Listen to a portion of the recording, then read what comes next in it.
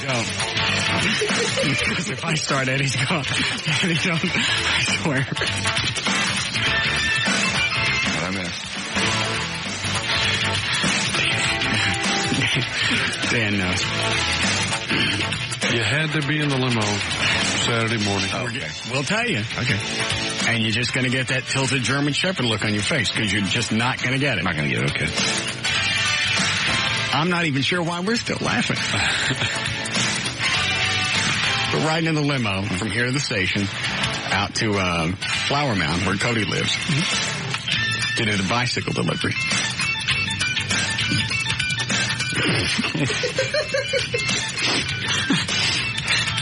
Brumley. In the morning. There goes Eddie. Okay. From the Dallas Morning News is going to play Santa. I know how it is to be a listener right now. This is fun. Yes. Is this irritating? No, it's just people laughing about it. You don't know. Well, I'm going to tell you, and you're still not going to. Okay. I don't know why it was. It was just that moment. Okay. And Brumley is, occupying 2/3 of the limo. Yeah. And he starts talking about he has to get on the internet and order special hats because his head is too big for his body. That's pretty good. I had asked him. What is it? Is it bigheadcaps.com? There's not a website. Yes, there is. There is not. Well, the poor innocent guy, he didn't realize what was going on. He's sitting there, he's trying to get the Santa hat on his head, and he couldn't get it on his head. Right. And that thing is a one-size-fits anybody. Look, fit on a basketball. He couldn't get it on his head. So I just said, Al, buddy, do you have a hard time finding hats? And just innocently he goes, oh, well, I have to go on the web and buy special hats. Oh, really? Bigheadcaps.com. And there was just kind of one of those moments to where we all just kind of giggled, and then it kind of faded off. And then this wave of it just came back and hit us again. And at that point, Eddie was out. I mean, you know how loud Eddie was laughing when we did the Happy the Clown eulogy? Oh, yeah. Pales. Yes. Because it got really quiet. And then Eddie starts again. So that was pretty much the way that the limo ride was all the way to Flower Mound. Poor Al. The banner says, big hats for big heads. They do hats up to 8 3/8. Damn. I don't know. I still don't know why it's funny. That is pretty humorous. But I went to the website over the weekend, started all over again. They show really people with like really big heads. No, just hats. And you can't really tell that they're big hats because there's nothing to, it's not comparing it to a smaller hat. Just the fact that you're looking at a hat for big-headed people makes it funny. Yeah. And I know Brumley's sitting there in the limo going, all right, let me get this straight. It's Saturday morning. Mm-hmm. I'm doing you guys a favor by dressing up like Santa and going out to Flower Mound. And you're making fun of my big head? The whole way. Mm-hmm. Uh-huh. After we got started, it was like just a bunch of giggly chicks. We just couldn't stop. And every time we'd look at him, it would start all over again. He is the only person I've ever seen in a Santa outfit where you could see his panties. I noticed that, yeah. Panty line Santa. The outfit was that tight on him. And looking at Al, you don't think he's that big of a guy until you see him naked. Ooh. Eddie and I went into the room where he was changing. Mm-hmm. And Eddie goes, all right, I got the camera. We'll pick the lock on the door. We'll go running in there. You grab his pants and pull them down. I grabbed, they weren't coming down. They were Laura Petrie capri pants. Those were tight, Jack. I even when he knew what I was going to do, I tried grabbing them, and they weren't coming down. I don't know how he got them on. You can hear his knuckles pop.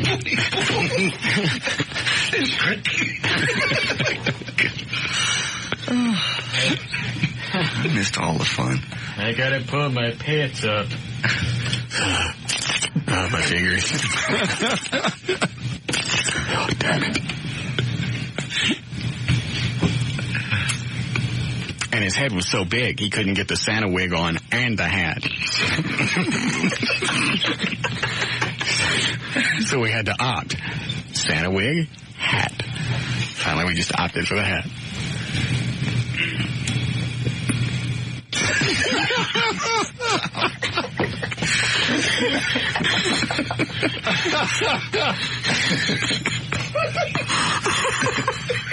Jeez.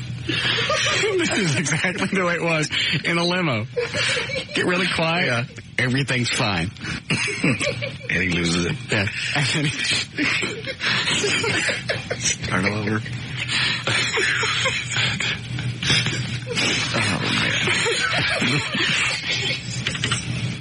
Uh-oh.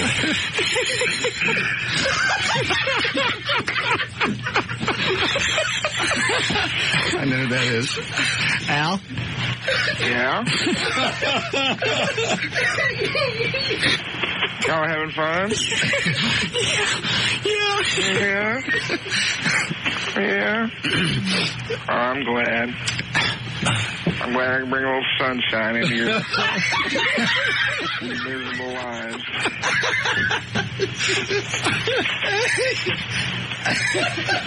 Did he say bring or block? He said bring. Oh. Al, we do this because we love you. I understand. And we had no idea that you were going to reveal this little secret about yourself in the limo. Well, I didn't either. And I didn't realize it would cause such mirth. Oh, no. Well, I even knew when I was telling JD the story. Anybody else isn't going to get it. It was just one of those big-headed bonding moments. If it was coming out of my mouth, I realized I should be shutting up, but it was just too late at that point, so. You just go with it. He did a fine job as Santa. Hope for the best. Yeah, I didn't split my britches or nothing. Or the cap. Or the cap. Well, you did a fine job, and it was very kind of you. Well, thank you. He was a happy little man. With a normal-sized head. Santa, what a big head you have. No wonder you have a problem getting down the chimney.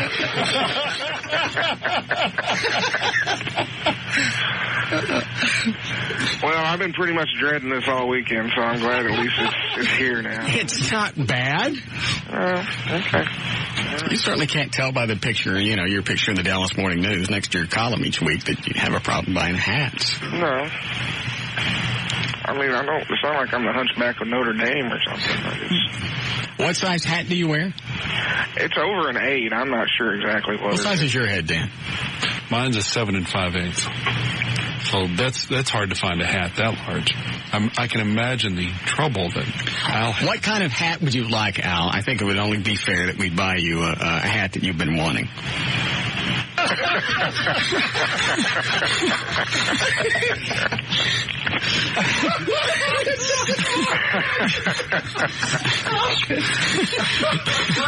No, don't worry about it. I'm in good shape.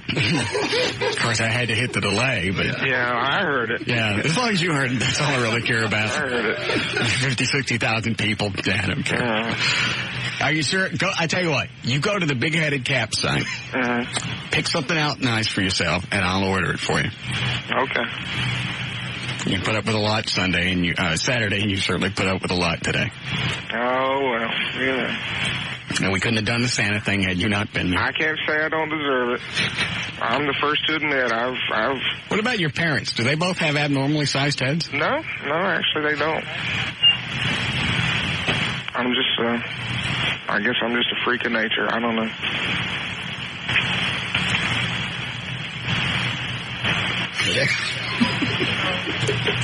We gotta go. All right. Pick yourself out a nice hat.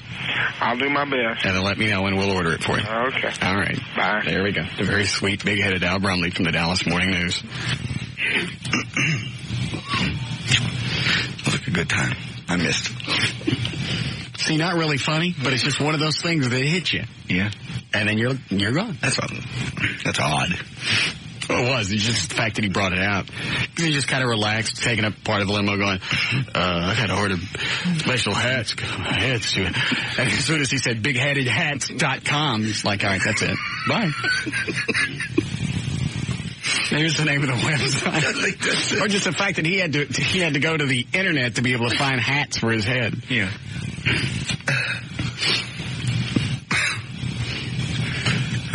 Everyone should email Al, tell him that he did a fine job as Santa Claus. He did.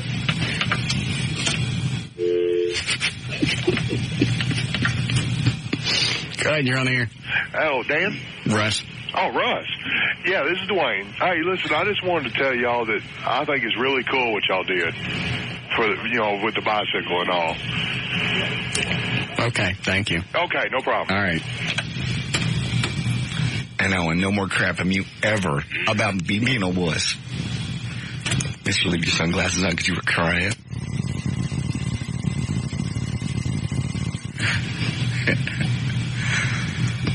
You don't know It what was touching. I saw the tears. Don't tell me I didn't see them.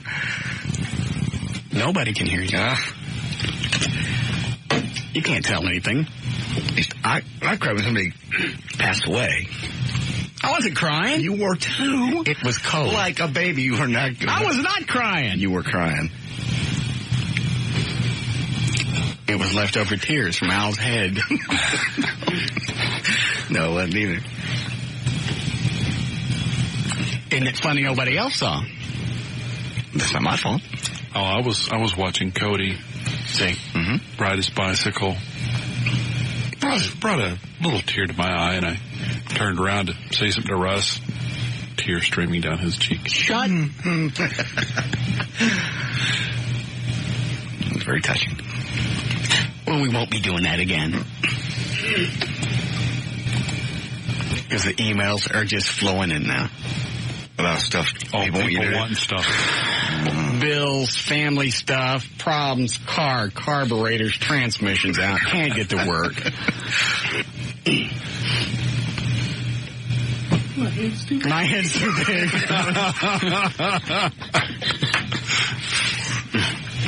I need a special stretcher for all my hats.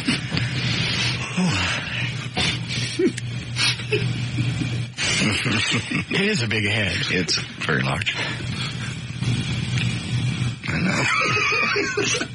How big would you say it is? As I hold my hands out, that's bigger than a basketball, isn't it? Yeah, it's about size. Well, it's bigger than a basketball, don't you think? We should have a picture with him with a basketball. See, that's what they should do over at the morning news and see if anybody notices. Take his column with his picture and put a basketball there instead. See if anybody writes in. Hey, I've got some sun.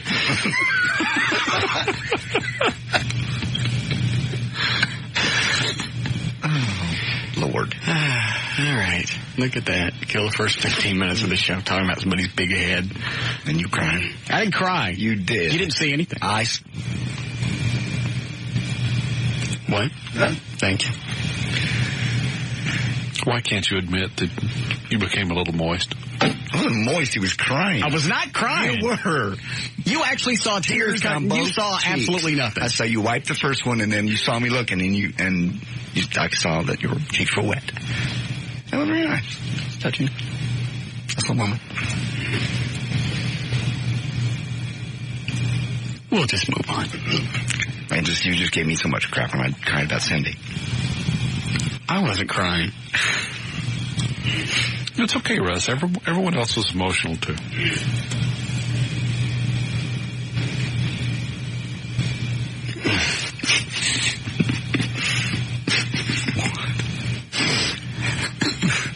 Head. Yeah. Because with Brumley with that outfit on, he looked like a Santa bobblehead. All right, let's do news. Okay. Did anybody see, Yates' family on TV today? No, I missed it. No. I think it was Good Morning America. Do you know, Eddie? I think it was Good Morning America. I heard them. I read the quotes, but I didn't see them. I saw a clip.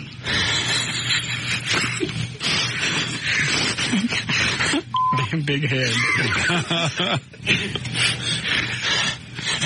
Next time we see him, we're all going to be staring at his head, comparing it to a basketball. You know what? After you find out, you can't really help it. You just keep looking at his head. Yeah, and you know now people are walking by the morning news, walking by his cubicle just to look at his head. Put a sign out front, don't feed the head.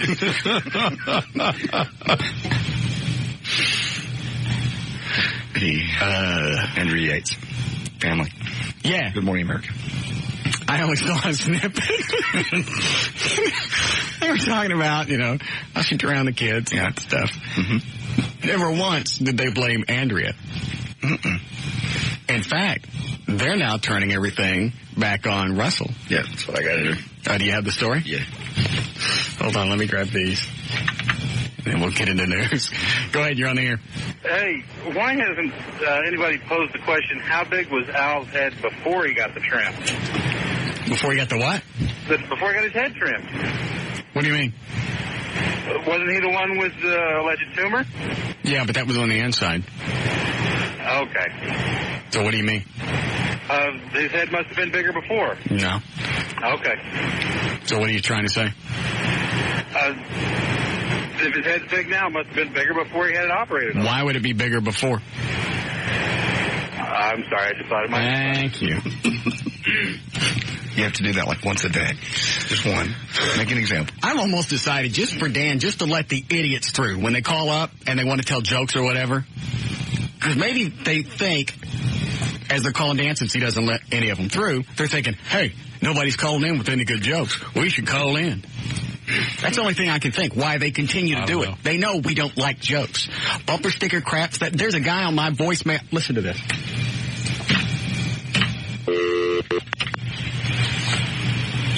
You know better than to leave me crap like this. I can't even remember what the phone call was. It was just so inanely stupid. I went, I got to keep this. Normally the influx of phone calls come when, Dan?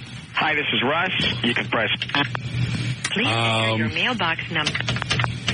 That's just all through the day. I mean, I get... Russ Martin. You get the rednecks calling with black jokes, right? Oh, yeah. And 6. Saved. First saved message. Hi, Russ. My name is Jennifer, and I'm dying to go out with I've kept this because this still freaks me out. This one's Jennifer, right? At 9:17. Russ, it's Jessica again. I just want to describe my features. About long, blonde... That's the same voice, same inflection. It's the same chick. He's bipolar or something. Hey, Russ. Robert Allen. Russ, this is Cody's mom. I just heard that a DJ got killed on the highway. It's my favorite. Oh, my God. I hope it's not you. Cody is so ready to get his bike. Hello, my name's Bernie Powell. I'm Judge Darrell Coffey's bailiff. If I could get you to call me at... Message erased. Hi, Russ. This is regarding the show you did last week, earlier in the week, when you were talking about having oral favors from somebody else's wife on, I guess, television or something in the media.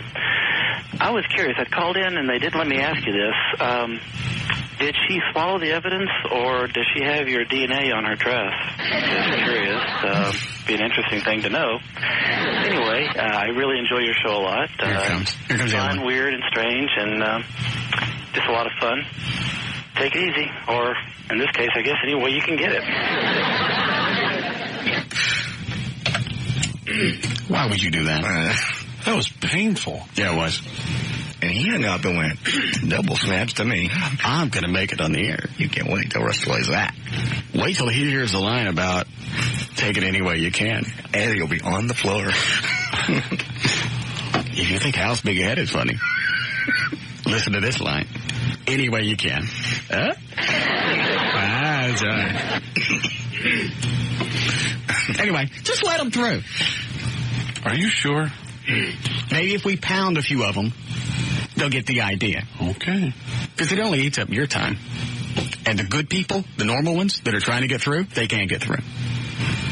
Well, normally when a call starts off with, hey, I got a joke for Russ. That's as far as they get.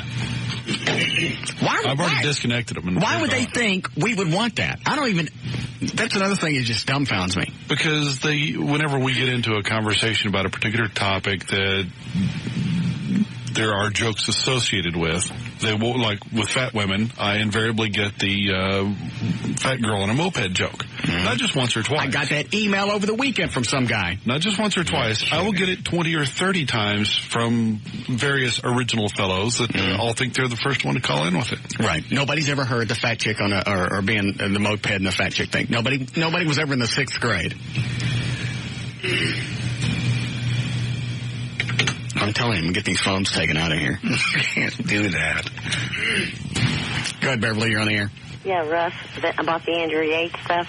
They were around this afternoon, and the guy, his husband, he's going to try to go ahead and go after the doctors. Just exactly what you had said about suing. Somebody told me, and I haven't been able to find it, but somebody said he had talked about remarrying. Anybody hear that? No. All right, that was just an email that I got. I went and hit CNN and all the other websites. I couldn't find anything. But yeah, now he's talking about suing the psychiatrist, or I guess the hospital. And then Andrea's whole family was on TV going, hey, it's Rusty's fault. Nobody has pointed the finger and went, this lady that drowned 5 kids, is her. The only people that said it was her fault, thank God, was the jury. The whole family, it's like, Rusty didn't take care of her. And then he's on TV going, well, we removed all her duties. You know, all she had to do was really, eat. Do you have the quote? Did you get the audio? No, they didn't have the audio. Thanks, Beverly.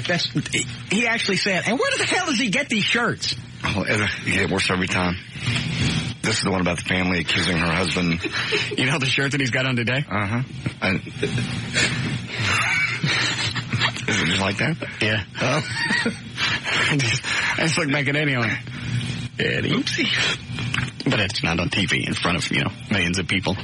But now he's going, we took away all of Andrea's responsibilities. All she had to do was eat, sleep. Me and my mom, or me and her mom, one of the two, took care of the kids. Andrea's mom shaking her head back and forth going, he never even changed a diaper. He told me that. Yeah. Brother said that he was an insensitive husband and attentive to his sister's needs. And, of course, the mom said, she never, even after 4 kids, he never changed the diaper. What, Dan? Oh, you just missed the first stupid-ass joke of the day. Oh, what was it? You know what I tell people when they ask me about my big head? I tell them it's because of the size of my brain. I was going to let him through so he could lambaste him, but he just hung up. But I get a lot of those. When you started talking about the big hats, that's what I started getting. There's got to be some way to block these idiots out. Dan. Obviously telling them, don't do it, doesn't work. I'm the blocker. Sometimes they get through anyway. We'll start calling him Hoss. Get it? Dan Blocker. Yeah. Got it. I would have hung up on you, actually, for that one. Yeah, I was thinking about it. In fact, I'll just shut up. I don't deserve my mic anymore. But see, I knew it was stupid. I even considered hitting the delay. I thought, nah, I said something stupid. I should sit here and drown in my own stupidity. I should suffer. Those phones are lit up. I bet you got a whole stock of them. All right, hold on, Dan. Go ahead, you're on the air. Yeah, where's Al Bromley's column in the Dallas Morning News? The weekend one is in the Sunday Arts. Oh, so it's only on Sundays? Well, he writes the DVD stuff during the week, huh? Oh, I just want to know. Yeah. Thanks, man. There's a link on the front of my webpage. It says, read the Brumley. Oh, okay. Cool. Thank you. Go ahead, you're on the air. Yeah, Russell Yates called in or on his news conference, said that he wasn't going to rule out the possibility of a divorce, getting remarried, and having more kids because he misses the companionship. That didn't take long. Where did you hear this? It was on CNN on his news conference, like right after the trial. Oh, okay. I was watching that all day today and didn't see. Certainly didn't waste it. It was on Friday. After they convicted her. Yeah. Wasn't it Friday that they convicted her? Yeah. Yeah, it was then. So I guess an appeal, as far as in his mind, is out of the question. Oh, yeah. He's ready to pop out a couple more kids. Maybe his next wife will drown them after they pop out about 5 or 6 of them. I'm telling you. He needs to be in jail. Absolutely. In fact, even Andrea Yates' family is saying that. Yeah. Bring him up to Dallas and we'll all just sit there and castrate him. Okay, thanks. You're doing all right till then. Is this a new sponsor? Do we need to say anything? Brought to us by Kia Motors. All right, go ahead. I'll jump on into it here. And we'll skip the birthdays today, I guess. Since we're already in the real news. Do the birthdays. I can't wait. It is Monday, March 18th. Queen Latifah is 32. Wilson Pickett, 61. Charlie Pride, 64. And Peter Graves, 76. Morning exciting ones anyway. Texans who own the Chevrolet C-150 pickup trucks better keep an eye on their rides. The C-150, or 1500 rather, is the most stolen vehicle in Texas, according to the insurance industry. Nationally, the Toyota Camry owners have the dubious distinction of picking cars so popular. They're number one, 5th year in a row nationwide. But in Texas, it's the Chevy trucks. Trends show that cars are stolen for the value of their parts, and actually car thefts have gone down about 3%. What about SUVs? Any of those being stolen? It doesn't say that. No, it lists cars after that. You got almost any parking lot now, and at least half of them are SUVs. SUVs, yeah. Seems like those will be at the top of the list. Even Chevy SUVs. Hold on a second. Line 8, Dan? Yeah, thanks. Just more of a stupid question, but go ahead. Oh, okay. Yes, what is it, Mike? Russ, I just wanted to know if it's true that you pleasure yourself at least 4 to 5 times a day. Yeah, I've cut back a little bit. Why? Because I tried that before, and I can't help but get lightheaded every time I try to do it. Amateur. Go, JD. Okay. Speaking of cars and reports, a new study published in New Scientist magazine claims that listening to fast-tempo music in cars causes you to drive more aggressively and get in more accidents. I know. Are you sure? Somebody spent money on this. New Scientist magazine. The report reads, says, quote, drivers had more than twice as many accidents when they were listening to fast-tempo music as when they were listening to slow, medium-paced music or talk radio. They need somebody to do a survey to figure that out. Yeah, big survey. New Scientist magazine. What do you normally stomp on it to? I used to. I don't really have any more. You don't? Any specific music that I listen to that makes me drive fast. Used to be Radar Love. Boys Are Back in Town. Yeah, that's not bad. Mm-hmm. I liked, Free. All right now. Mm-hmm. That intro. Mm-hmm. That's a good one. I like anything by Big Head Todd and the Monsters. Big Head Todd. Yeah. That's a band. That's a good. Go ahead. Okay. Urban legend has always said that guys hit their sexual peak about 19, but conventional wisdom shows not so, really, according to more surveys. Guys are just a little behind the curve. The good news is by the time they're in their 40s, they're sex masters. Psychologist from Sheffield University in England says that men in their 40s are not only better, they suffer fewer problems with erectile thing. The shrink says that older guys can stay longer and take longer to finish, as it were, which translates into more pleasure for their partners. 22% of guys under 46 had impotence issues, compared to only 16% of men over 46. That doesn't make sense, but well, you think as you get older, some erection sometimes is a function of blood flow. You'd think that arteries clogging up crud would make it more so. Anyway, now you're entranced by that. Ice Age made it to number 1 over the weekend. Time Machine fell to 4th. Showtime, which I saw, was number 3. Is that any good? It's cute. It's kind of campy. For all the big stars they have in it, it's... After about 30 minutes, you get it. You get the bit. Eddie Murphy's a real cop. Right. They're both real cops. And he just overacts. He gets this big chance to be on TV. And how did the Nutty Professor do? And then the sequel. Did those do well? Because it seems like after Beverly Hills Cop, the second one, he hasn't done anything. No. Well, the first one did really well, but the second one kind of faltered. The Nutty Professor 2 didn't do as well. I didn't see it. I still haven't seen it. I've seen the first one, and this one they predicted. I read some reviews that it wouldn't do very well in the theater. It got like a C-. Would it make this weekend 15 million? 15 for number 3. You got beat out by a cartoon? Ice Age, yeah. Uh-huh. Ice Age was huge. They say that's going to be a good one. Any good jokes come in, Dan? Not really, no. Not even Good bad ones? Stupid enough to, air. Okay. Scaring them off. All right, guys. All right.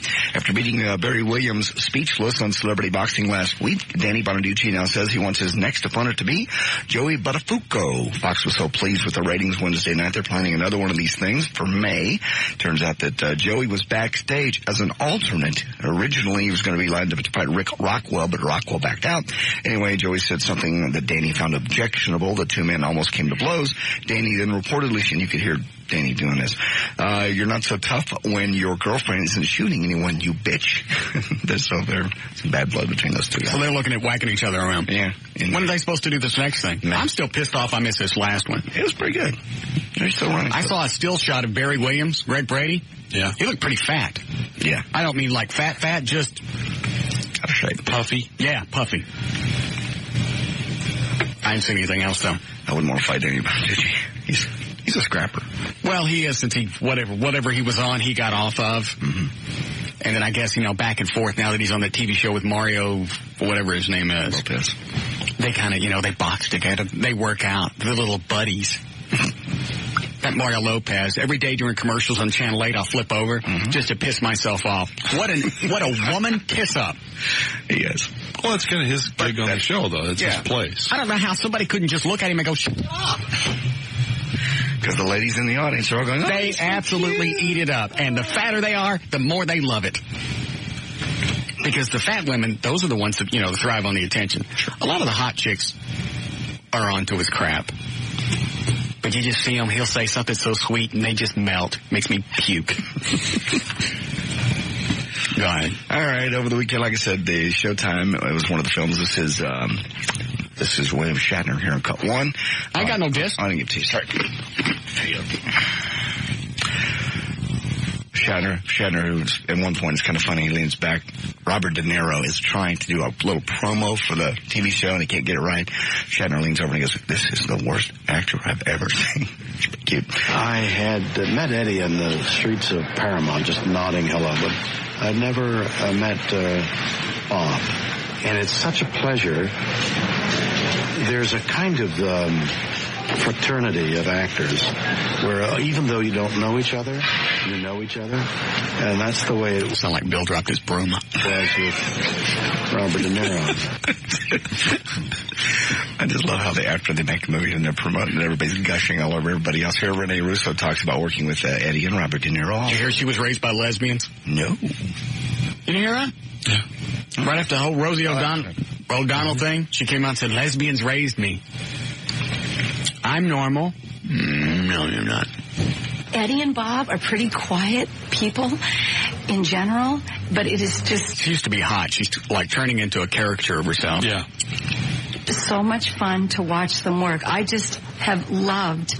I don't remember the last movie that I could sit behind the camera and just enjoy two people working. I mean... I'd still do her, but it's not going to be long before she looks like Dick Dastardly. Well, her face is becoming kind of hard-edged. Yeah. Yeah. They're wonderful together.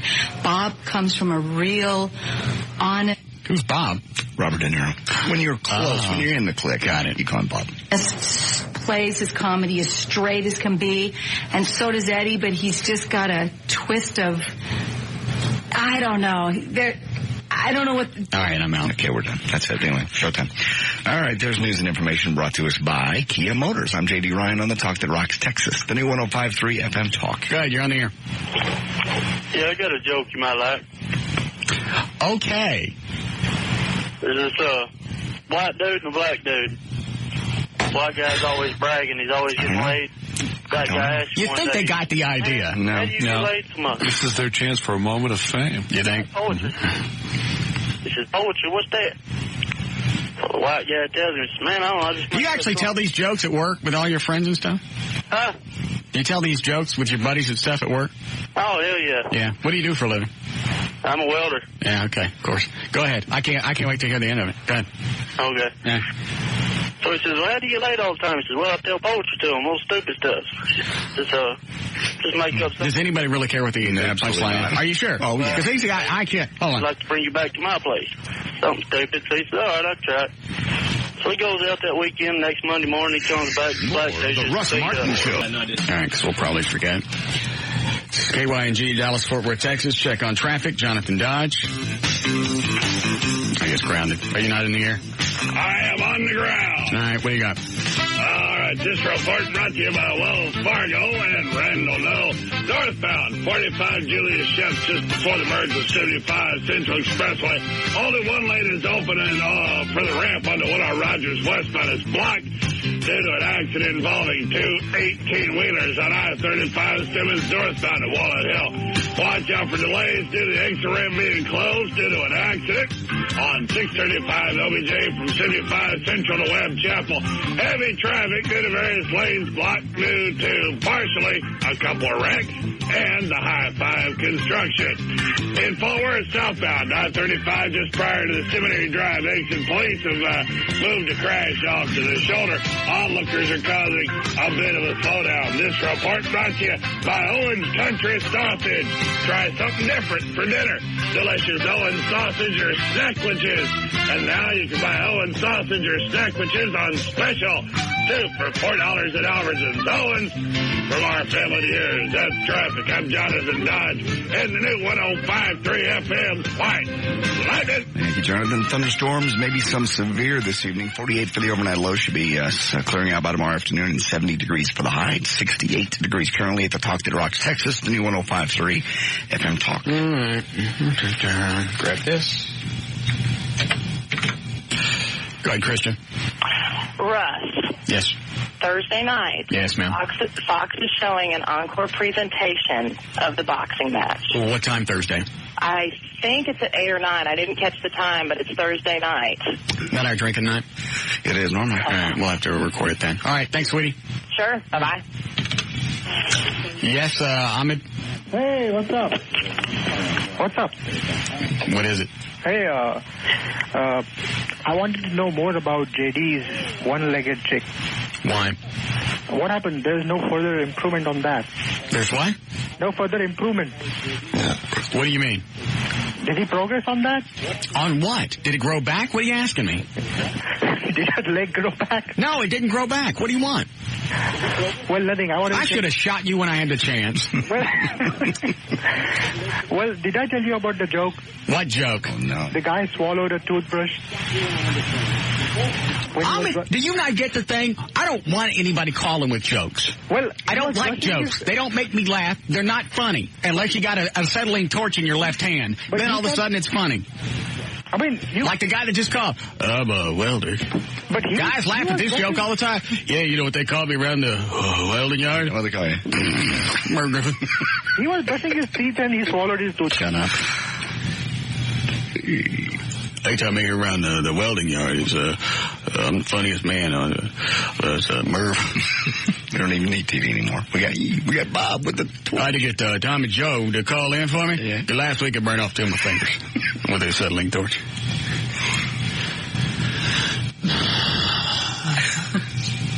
All right, no phones. The new studios will have no phones. We have to have phones. Why? To call out, to call in. We can have a line. We have an unlisted number where we call out. Occasionally, people have something good to say. The listeners. All right. We'll get the new voice guy to just cut that as a little promo. 105.3 FM after lunch. Do we get any tapes from voice guys, by the way? Mm-hmm. Got some demo tapes from some local guys. From where? Kim Dawson Agency. So on a cassette? Go ahead, Malcolm, you're on the air. CD. Yo, Russ, man, you said you was going to think over the weekend whether you going to cancel that Brother Jeopardy or not. Oh, yeah, that's out. No, man, don't be like JD. Don't be a nigga hater, man. I don't hate anybody. I just, what day did we do the Black Jeopardy last week? Thursday. It was absolutely horrible. I've decided, before we do it again, do you have your own house, Malcolm? Yes, I do, man. I've been living up here in Frisco. You do not. Shoot, man. What part of Frisco?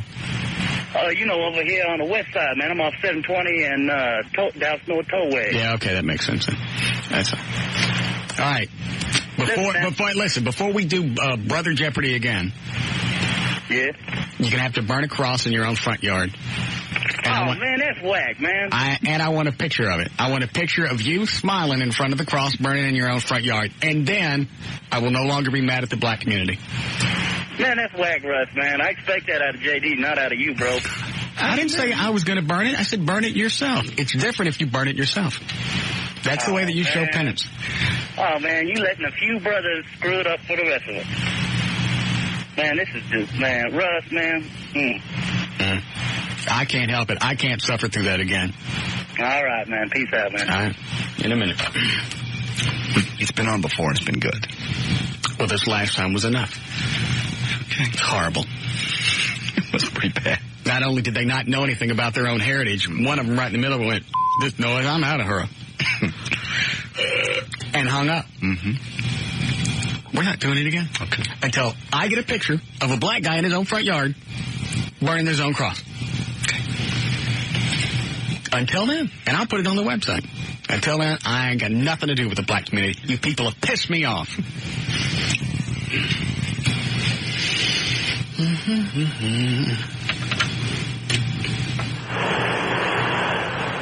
Getting a new house. Laura wants a new house. Yeah, what is it, Michael? Yes, sir. I just wondered if y'all had considered the commercial possibilities for old Russell Yates. You know, how's he gonna capitalize on his newfound notoriety? Is he gonna become a spokesman maybe for Planned Parenthood or for the company that makes Haldol? Watch. How's he gonna turn this into a career for the future? I don't get it. Well, with him, now that he has no children, is he going to make this, maybe if we'd had a little planning or a little help? What a goob. What's he going to do in the future? Is he going to be a John Bobbitt and turn this into a career? A career for what? Well, like doing what? Talk shows, that sort of stuff. And just become a... Oh, my God. God, is it only 4 o'clock? I can't take any more of this. I can't. Don't. Where's the tape with the voice people? I have it over here. Right there. There you go. That's Cindy. Are these pros or are these just anybody? Oh, these are pros. Professional people. So I was thinking we get our own voice guy for the show. Somebody different. Stand up from the rest of the station. There's some chicks on there, too. Are there really? Oh. Are there names on here? Yeah. I recognize this one. Larry Dixon on the edge of a new millennium. An old nemesis has returned. Join Avatar, Nova, Venture, and Wildman. Nice. He's a morning guy on KBI. I don't know what I think. The average American child. I don't recognize any of these other names. He or she will have spent at least 4,000 hours. A lot of guys just do voice work. Absorbing the good, the bad, on radio. And the frightened. Screamed at the Cowboys. Alan Pack. Okay, so the internet is simple. You've got your www.com, net, TV. Now, John Rivers. That's a religious guy? Mm-hmm. Oh, that would be funny. Brother John. John Rivers. Is the event of the new millennium. 160,000 of our closest friends. Eden Care, an alternative lifestyle for seniors. He's on KLTY or something, isn't he? Correct. Jeff Shannon, Randy Tom, Dave Tan, Larry Thompson. I don't know any of these people. Ooh. Richard Fiallos. Presentando colores deslumbrantes para labios deliciosamente brillantes. Nuevo Shine Delice. Lápiz labial transluciente y deslumbrante con vitamina C. Descubre la verdadera blancura con nuevo Colgate Total Plus Whitening. 12 horas de protección y blancura de verdad. Tardes llenas de aventuras, sorpresas, diversión y opciones para toda la familia. Disney's California Adventure. La nueva... Where'd that come from? Well, it's a commercial name. They have to say it in English. And then go back to the commercial. Oh. Al estilo Disney. El Jeep Grand Cherokee Limited es el único vehículo que vive tan libremente como usted. Sienta la potencia de su motor V8 de 4. Maybe we'll just stick with who we got. What about women? I think the other CD is women, if I'm not mistaken. Oh, is there 2 in here? I believe. Oh, okay. Maybe I'm wrong. I don't know any of these people. Cheryl, Julie says, Larry says, I guess we should just always do it in Spanish. All right, screw this. Is this all we got? Just this? Nobody else sent anything in? Nope. Figured we'd be inundated. I got a few emails. My friends said I sound a lot like a bunch of different cartoon characters. You want to hear one? Yeah, I got to do one. Hold on, let me shut off this torch.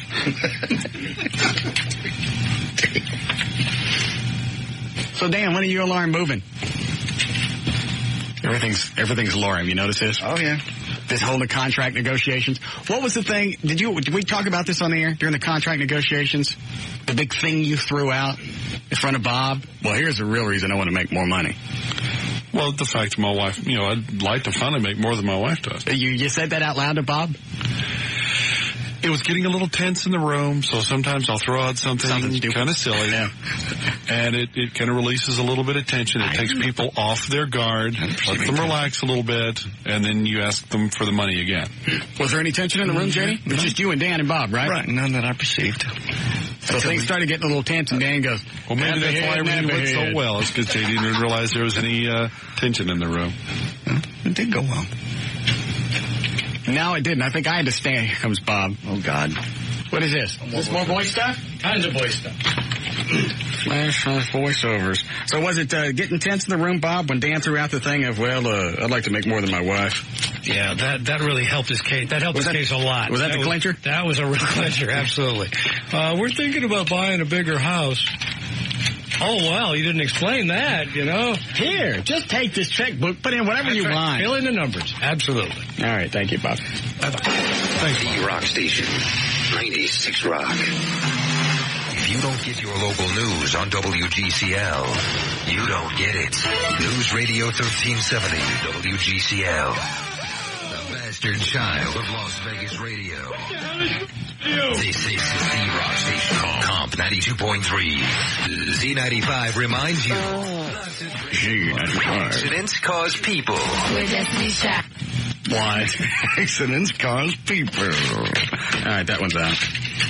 That's just one guy. What else do we get? Oh, we got a bunch of these. Pat Garrett. Is it illegal to broadcast this? I don't think so. You're not making money off of it, so. No. This is the WTOP Radio Network. WTOP Washington. WTOP FM Warrenton. WXTR Frederick. Worldwide on WTOPnews.com. Gallagher, Prager, Medved, Hewitt. More intelligent talk. News Talk 870. KRLA. Glendale, Los Angeles, USA. You're listening to exclusive live coverage of the 2000s. I don't like him.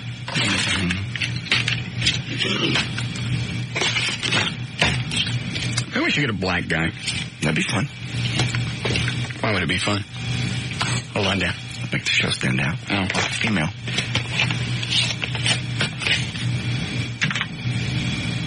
Oh, I forgot I'm mad at the black community. Oh, I'm not talking to him. What line, Dan? 5. Go ahead, Terry, you're on the air. What's up, man? What's the problem? What? You been talking to JD behind closed doors? You people screwed up my contest last Friday. Hey, man, that's not our fault. That's your fault. You're the one selecting the contestants. I can't tell. That's bull.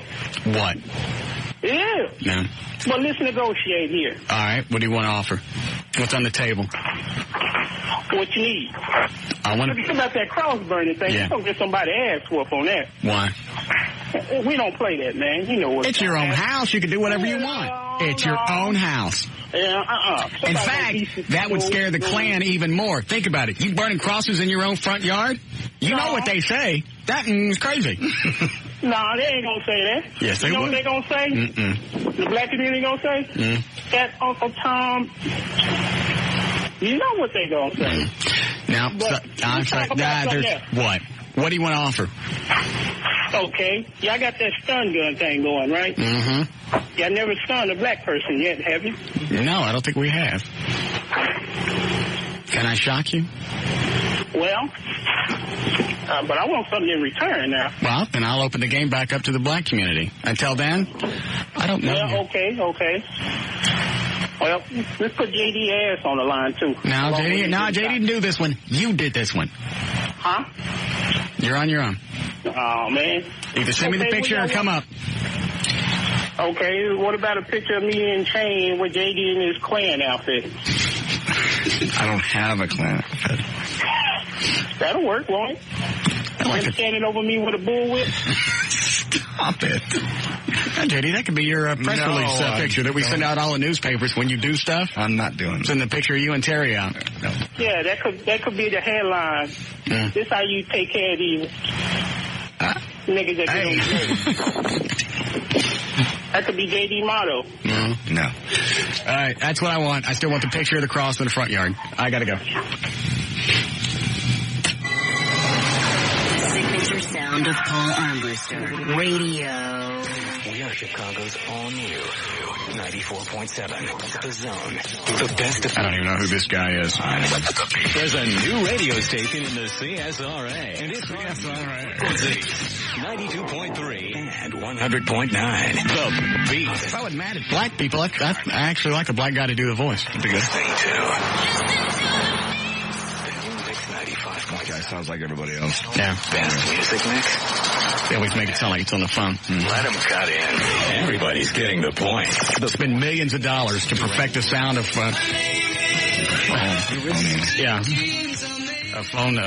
perfect the sound, and then they make everything sound like it's coming over the phone. The best of the 80s and more. The new 96 Pass. All right, we'll see what we come in, or what comes in. All right, screw that. By the way, is Gribben back, Dan? Yeah, he is. Did you find out what the deal was with him telling everybody that you'd signed your contract before I knew? I haven't had a chance to talk to him. I just saw him in the hall earlier. Hold on, let me grab this. Maybe we get him down here and find out what's going on.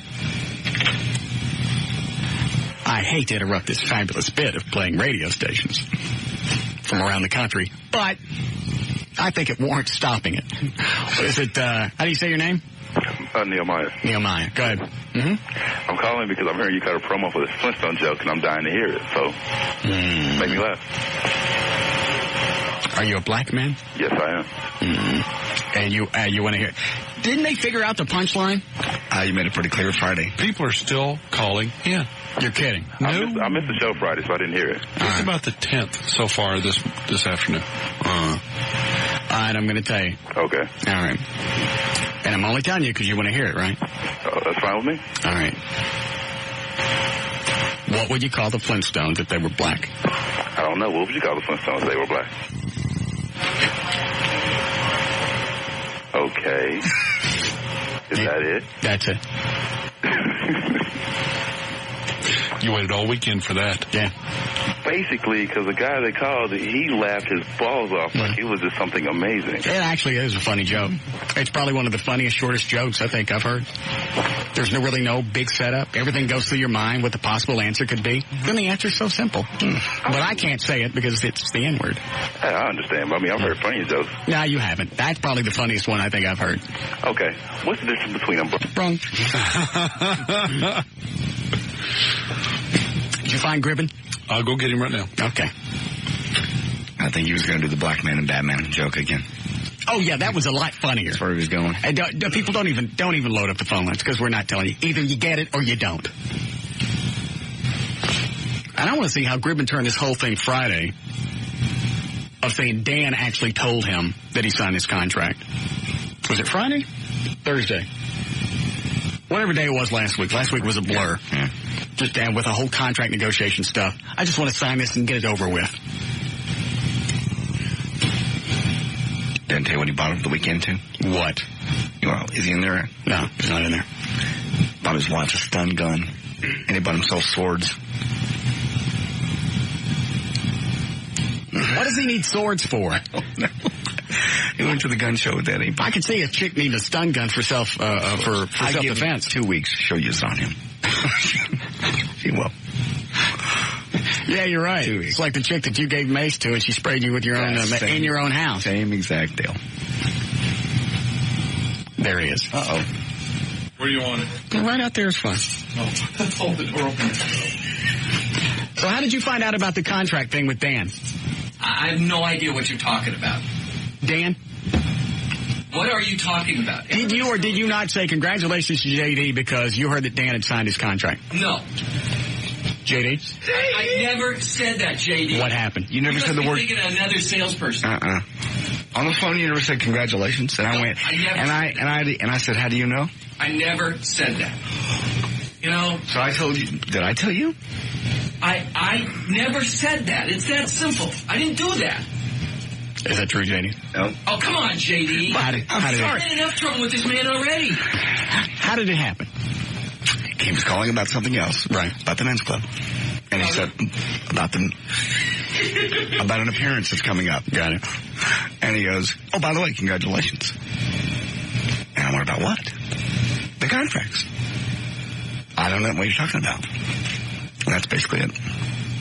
Because he heard the Dan sign, he figured all of us did. Yeah. And you never said that? Never said that. Never. Did he say it? Yes. You know, well, we supposed the other day that he may have heard something in Bob's office because he hangs out with Bob all the time. So. Yeah, you and Bob are pretty tight. You're like two old women when you get together. Did Bob tell you? Did Bob tell you? Did Bob tell you? Did Bob tell you? Bob would never tell me that kind of stuff. I didn't even know. JD, did he say it? Yeah. Then you didn't say it? Never said it. Swear. Swear. JD didn't say it? Said it. Swear he said it.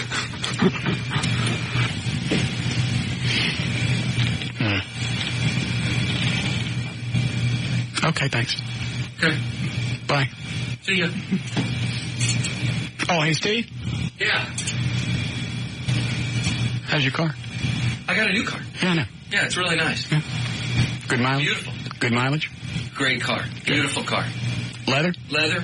Okay. Heated seats. It's really. Are they really heated? It's really heated. It's really that's fun. too much. Yeah, I like it. Okay. All right. See. See you later. Hey, Steve? Yes, Russ. Can I see the keys? Yeah, you want to see the new alarm system? Yeah.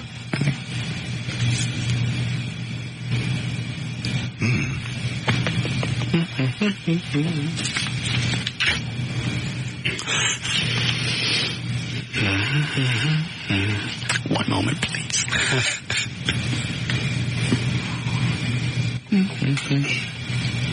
Steve going to find his keys.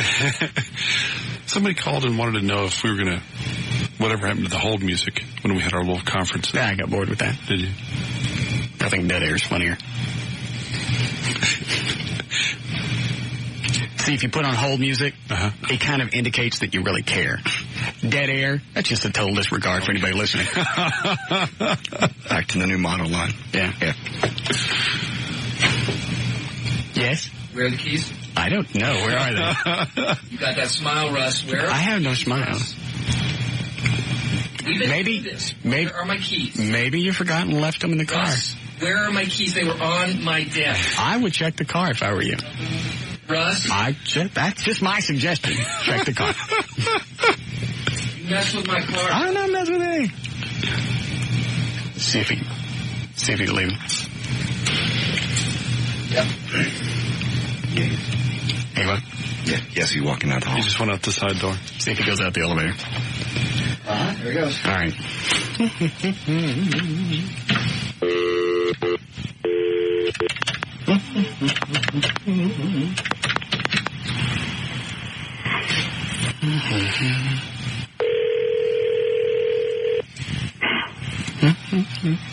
This is Steve Gribben's car.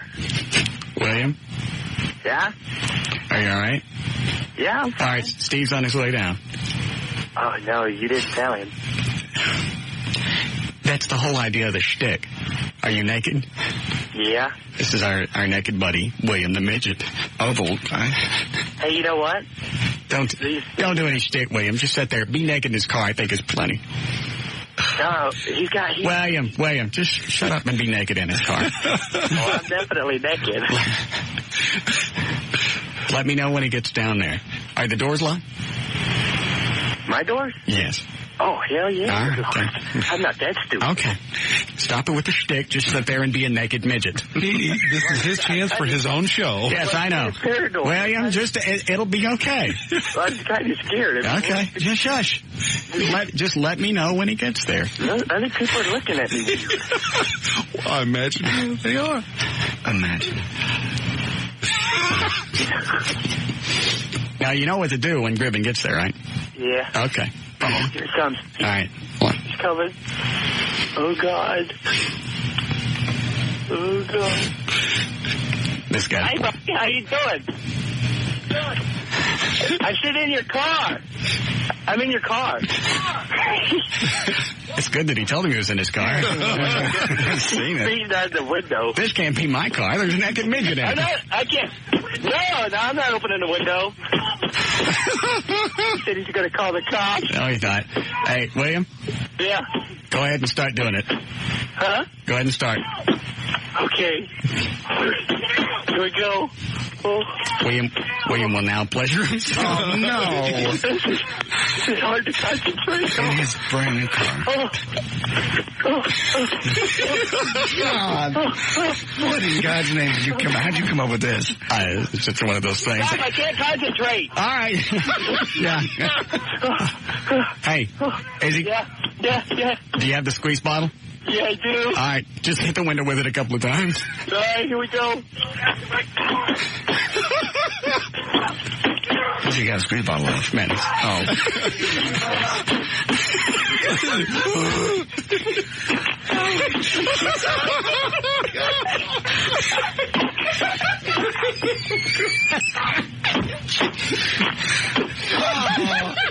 You think that's enough? I think that's plenty. Should I just drop the whole bottle? No. I'm scared to death. I can't get All right, Eddie, would you go downstairs? You don't like midgets. Dan, would you go downstairs and let William out of the car? Sure, no problem. Thanks, William. Nice job. Oh, that's still devious. Didn't sound too funny, but once you put the mental image in there, some naked midget masturbating in your car. Just one sitting in the car would be plenty. Oh. And you're absolutely sure he said that? Positive. Well, what else would I come up with that? I just make it up?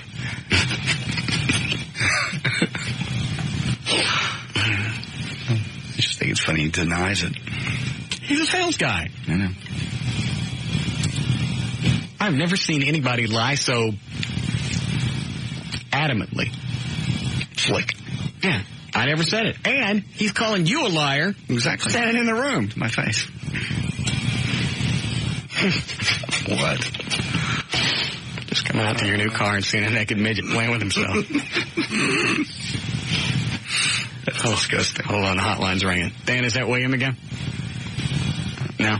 Somebody do a spot? Of course. That's all we do here is play spots and masturbate in our cars. Naked midgets. Jesus. Go ahead, Ken, you're on the air. Hey, what's going on? Yeah. Am I playing the spot? Say it again? This is a spot?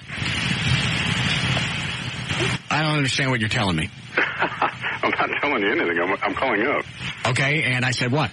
And I said you were looking for voices. Oh, yeah. Yeah. I said of a black guy. Oh, a black guy? Yeah. I'm not a black guy. No, I want a black guy. Oh, okay. I Urban can sound black. Do what? Can I sound black? Nah. Nah? It's got to be authentic. Okay, I'd fail the ebonics anyways. Do you do? Huh? All right, you're out. More of the Russ Martin Show coming right up.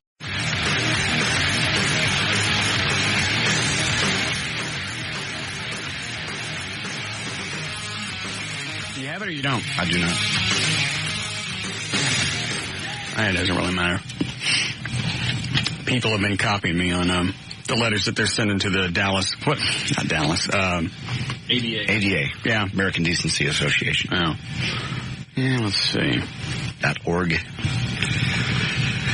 American Decency. Here's one that somebody sent.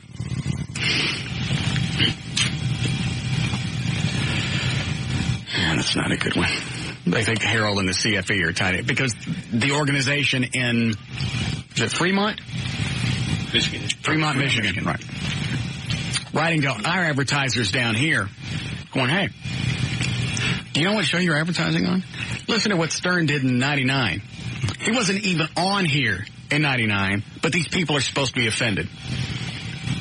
Concerned about decency. Let me try this one.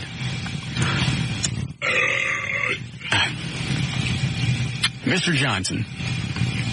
By the way, the guy's email address is bjohnson@americandecency.org. A couple of things to note before you email them. It's americandecency.org, not .com. Okay. Secondly, spell check before you send it out, because it doesn't really carry any weight if you look like an illiterate turd. Dear Mr. Johnson, as a fellow citizen of this great country, I felt compelled to write and express my concerns about the effect on decency of the goings-on of the radio station KYNG-FM in Dallas, Texas, and shows such as the Russ Martin Show. Initially, I thought that the general human decency was getting better and was optimistic about the state of things. However, it was not until I came down from my acid trip, exacerbated by the bad crack cocaine rock I had smoked last night, I found myself once again lying in an overweight prostitute's lap. I was going to express my gratitude for your intervention. Helped. Sincerely, Patrick Sims. Have we heard anything back from Mr. Johnson? Stop it. Then he says, P.S., if you can help me balance my checkbook and clean up my apartment, I would appreciate that, too, since you're so good at running other people's lives. Yeah. bjohnson@americandecency.org. Maury Lowry called me Friday, said he got one, too. Mm-hmm. You go to their website, americandecency.org, and it shows letters that they've sent to Walmart, a bunch of other companies going, hey, you know, this is what's going on. This is what you're supporting. It's like telling these people, you're too stupid to keep track of where your advertising dollars are going, so we're going to straighten you out. We're going to help you out.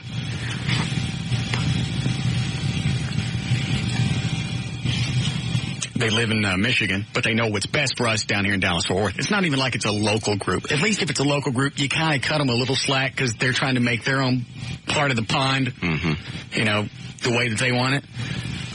They want to clean up the airways in Dallas. Even though they live in Michigan. Mm-hmm. What is MI? Is that Michigan? Mm-hmm. Yeah. Let me look at another one of these. Jeez. As you know, he got a ton of them over the weekend.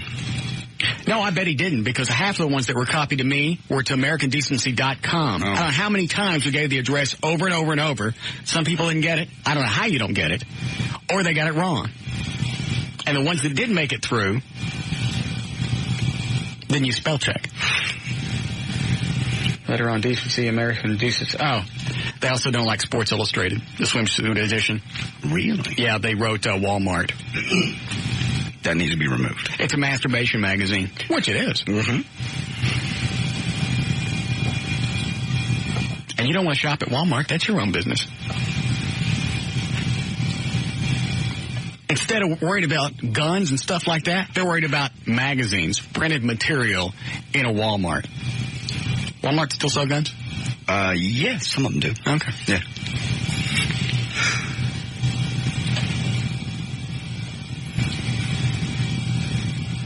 I don't see anything else worth looking at. Oh, the college is doing the Fighting Whiteys? Yes. They're selling T-shirts now. Did you know that? I saw that. Got the site. I'd like to get some of those before they go belly up. Go ahead, Gary, you're on the air. Hey, Russ, just want to let you know, I know you guys do a little bit of things with the WWF every once in a while. Uh-huh. And they're going through the exact same thing that you guys are going through right now. Maybe not with the same people, but I mean, you're talking about a company that's worth, you know, a ton of money fighting the exact same battle. What are they going after the wrestling people for? Basically, anything, if you look at what wrestling promotes in what it does, I mean, they'll talk about the sexuality, just the blatant violence itself. I mean, they send letters to a lot of their supporters or the money. It's not real. No, I realize that. I know that's the other aspect. It's like, all right, there can't be any violent movies either, even though we know they're not real. Oh, I know that. But you got to understand, there are a lot of people. Have you ever heard of backyard wrestling? No. Okay, what it is there are kids that literally do what is done on TV and take it to another level. Oh, I think I've heard about that, where kids actually get hurt. Yeah, you're talking people get set on fire. Yeah, they try to do the same thing, but it is more realistic than what is actually portrayed on TV. I mean, it's bad. But on a plus thing, as I told Dan, you're gonna get increased publicity. And that's a good thing. People are going to sit there and go, okay, why is somebody going after some little guy? Not that you're little, believe me, but I don't think we're going to get anything out of it, because after looking at their website, Dan or Eddie or whoever brought it up is right. It looks like it's only like 3 or 4 people that work for that decency organization, but they sit there and that's all they do is they write letter after letter after letter. And if somebody gets a bunch of complaint letters, but they don't get any compliments or stuff like that, then they start to wig out. People are going to make up their own decision. No, they're not. Look at Johnny. Who? You made a perfect mention on Friday on Johnny. Oh, Johnny England? Yeah. You're talking about somebody who does Humane Society. Right. Okay, now they have nothing at all to gain money-wise. Go to that website, theamericandecency.org. Now, in fact, you know what? Don't even mess with it, because I looked at the website this morning, and there are letters that are supposedly from advertisers that said, thank you for alerting me to this. I didn't realize, da-da-da-da. But it doesn't say who it's from. So they actually could be making all of that up just to make it look like they're having some kind of effect. For what you guys are doing, possibly. But I will tell you that in listening, I gave up listening and watching a lot of the wrestling, but I still keep up on some of it, and I will still hear. Yeah, but you like the option to be able to watch it or not by your own choice, right? Oh, totally. You don't want somebody in Michigan deciding for you. I don't want somebody in Michigan deciding anything for me. That's my life. Thank you. All right. Thanks, Gary. And as you said, what's next? Wet and Wild? Because there's women in swimsuits out there. God, I love Wet and Wild. Except women that go out there shouldn't. Well, yeah, some shouldn't, but some do. It's good. Mm-hmm. In fact, that's one of the best places.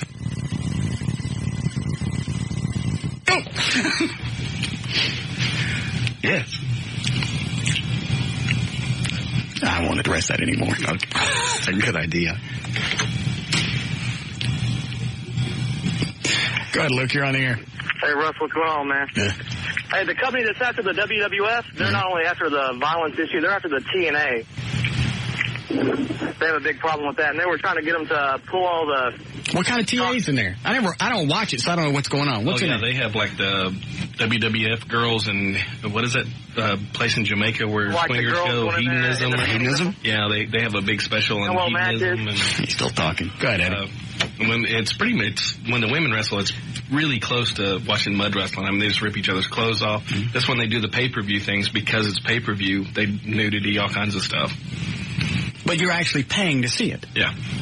It's not like you're just accidentally going to come across it. I think that's the thing with these decency groups is, what if a child sees that?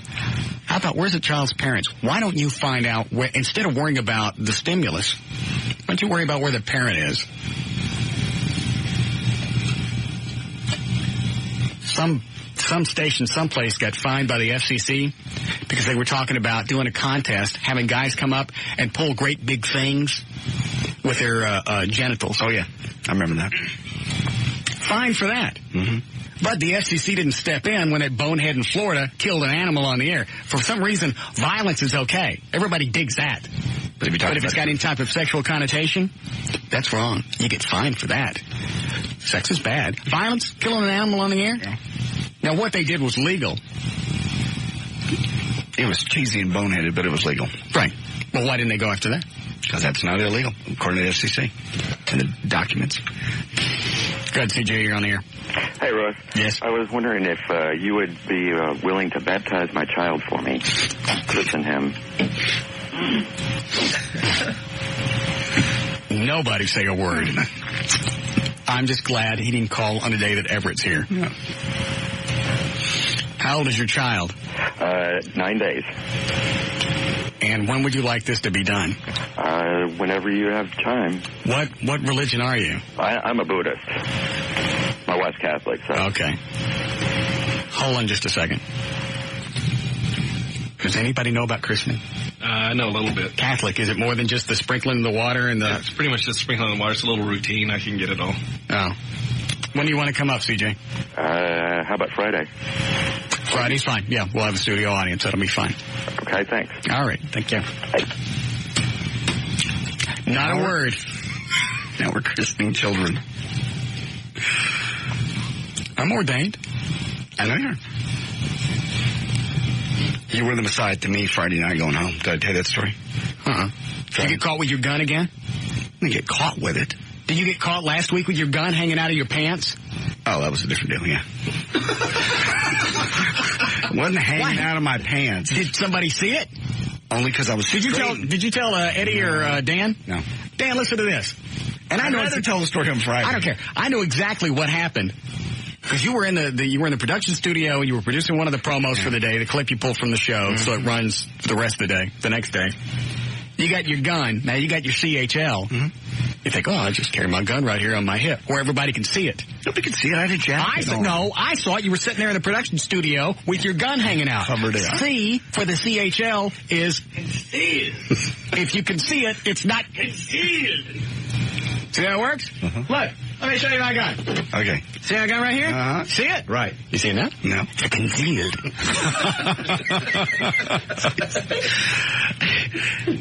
Wait. Another test. Okay. What is it? It's a handgun. Yeah, you see it? I see it. Okay. Where's it now? The gun going. Concealed. Okay. That was part of the CHL. I knew the next day when you went, guess what?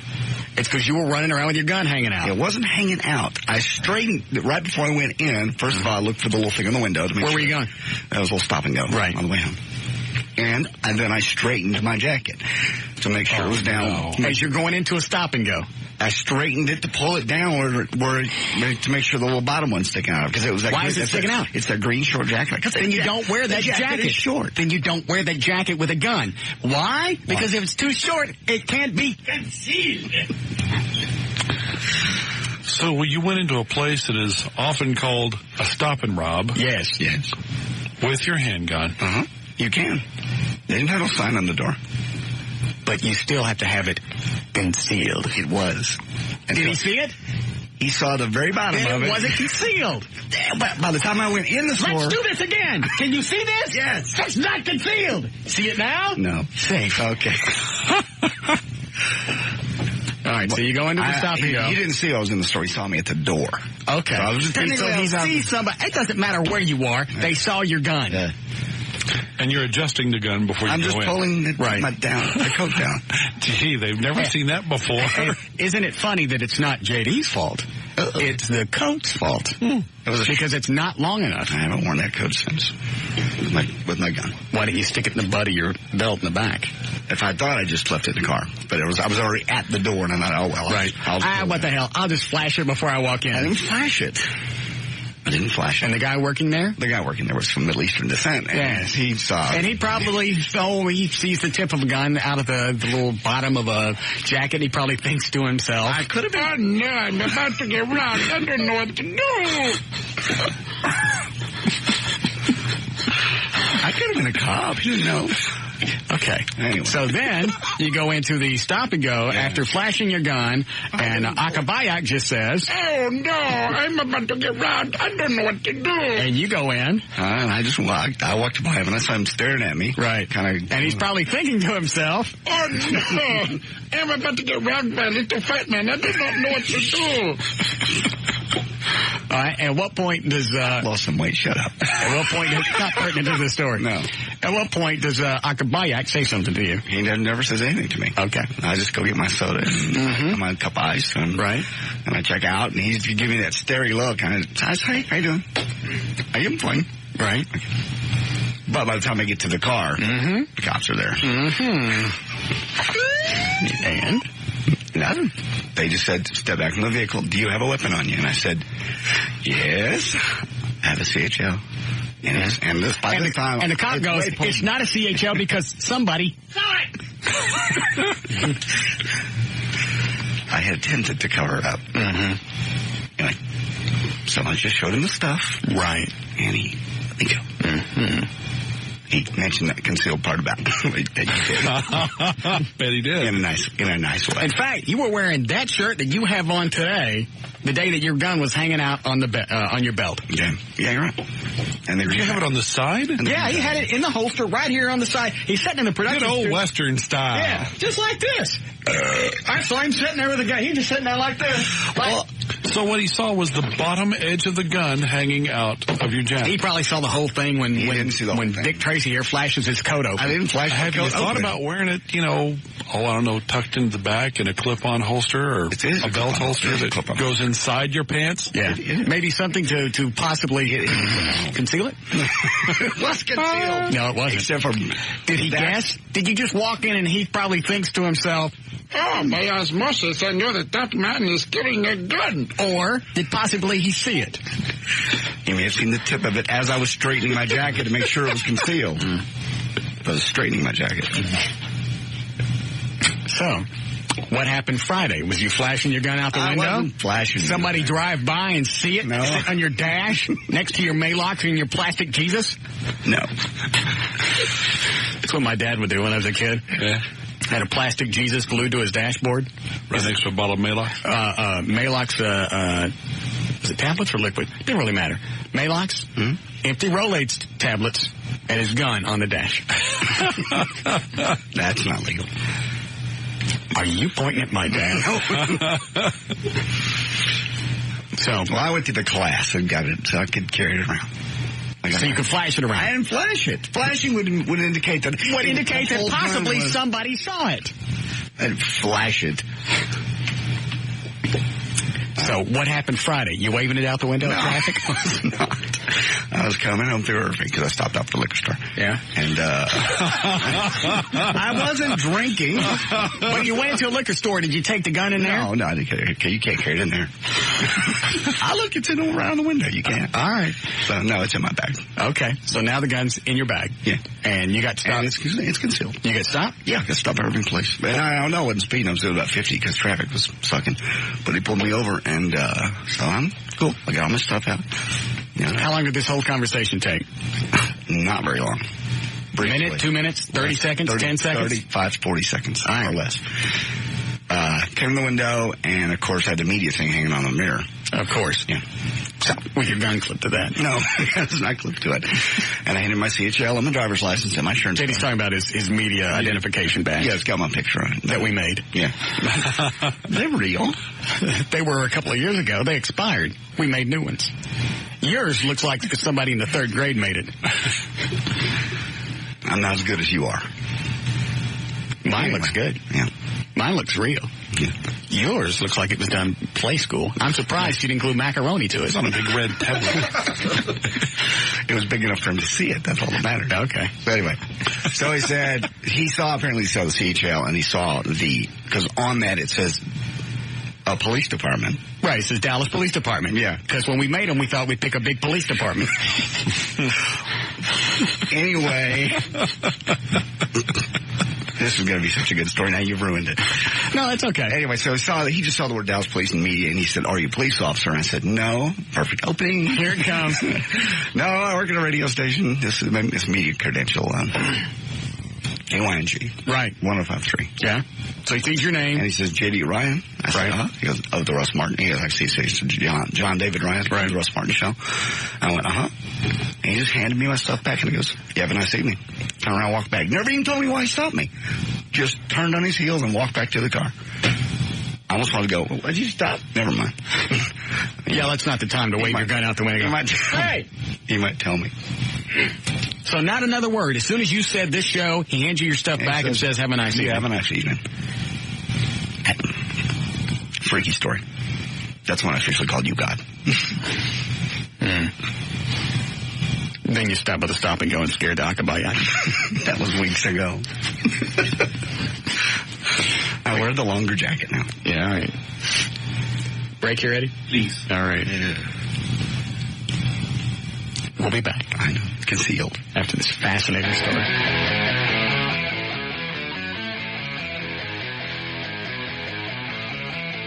More of the Russ Martin Show coming right up.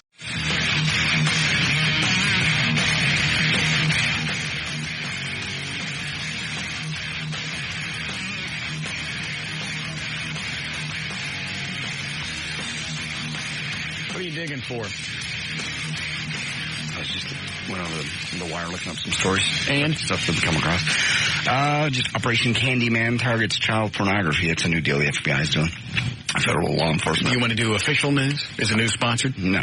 No, actually, there's no way. Yeah, well, hold on a second. Then we'll just do it. This guy wants to ask something, then we'll start news. Go ahead, Michael. You're on the air.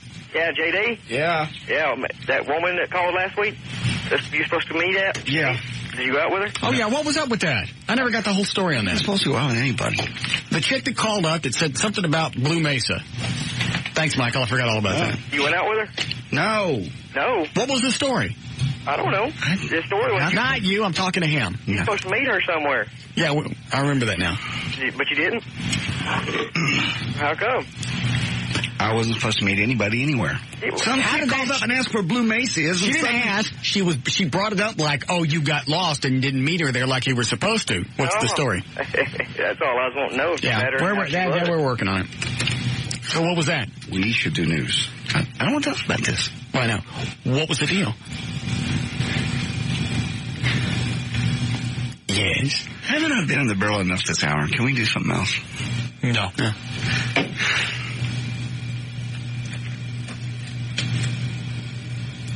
Did you go and meet her? No. Who was she? Just somebody that wanted to meet.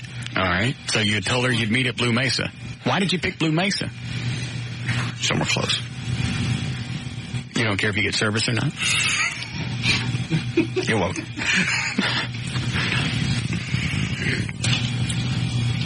That's the only problem I had. I know, you couldn't get service. Right. You know what? I was standing at the bar for 5 minutes. Bartender? Right. Hitting on chicks on the other side. I know. Ignored you. Right. So I don't know why you'd pick that place to go meet. So what was the story on that chick? Do you like me to turn the mics on? Yes. Okay. They're off. No. What? How long she been married? Shut up. Sorry. Did I get it? Did anybody hear it? You got it. I want to go back and listen. I don't think I said You said the S word. Don't say anything. I got to shut the mics off because I had to hit the delay 3 or 4 times. Easter Bunny just shot past me.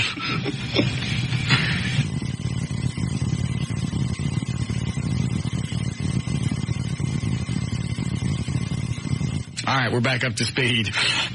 Good. There's the whole story. So not me. Wait a minute. Let me get this straight. No. Thank God this happened. I knew we weren't going to make it to 7 o'clock. Now we got stuff till midnight. You set up what? Dinner, drinks, what? With a married chick? Yes! This is better than flashing your gun to Akabaya. I can stop and go. No, it's not. And after all his preaching at you. Hot in here. I didn't do anything. Anyway, I didn't even meet her. But you were thinking about it. Yeah. You made a date. Yeah. Just a... you were supposed to. Just a what? She was going to buy me lunch. Oh, so it's lunch now? Yes. Okay, lunch. So did you stiff her for lunch that day? Yes. Oh, my goodness. Why? Because this is the rest of the show's on. Yeah, it is. I'm sitting down. It's not a 2-hour story. Can I have this diet 7 up? Yes. All right. Not a 2-hour story. Yeah, it is. Dan, you want some pretzels? I bought you a bag of pretzels. Okay, thanks. Shut up. Don't change the subject. I'm going to sit here. That's for the wine that I... Yeah, I don't know that. Don't change the subject. There's no story. You're looking at me like this is Lord of the Rings, part 1. There's no story. You got lunch with the married chick? Yes. How'd all this start? Email. Stand this way a little bit. I can't see all of you. Okay. What's that mean? It's like watching TV. Oh, I see. Okay. All right, so email. She sends an email, says what? Just that she's married and would like to meet for lunch.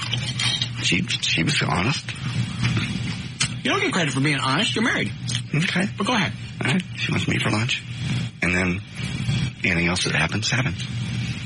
I'm not telling the whole story. Yes, you are. No, I'm not. Yes, you are. After you guys pounded me last week. You. This ain't a you nothing. You did something. So what happened? Nothing. I haven't met her. I haven't seen her.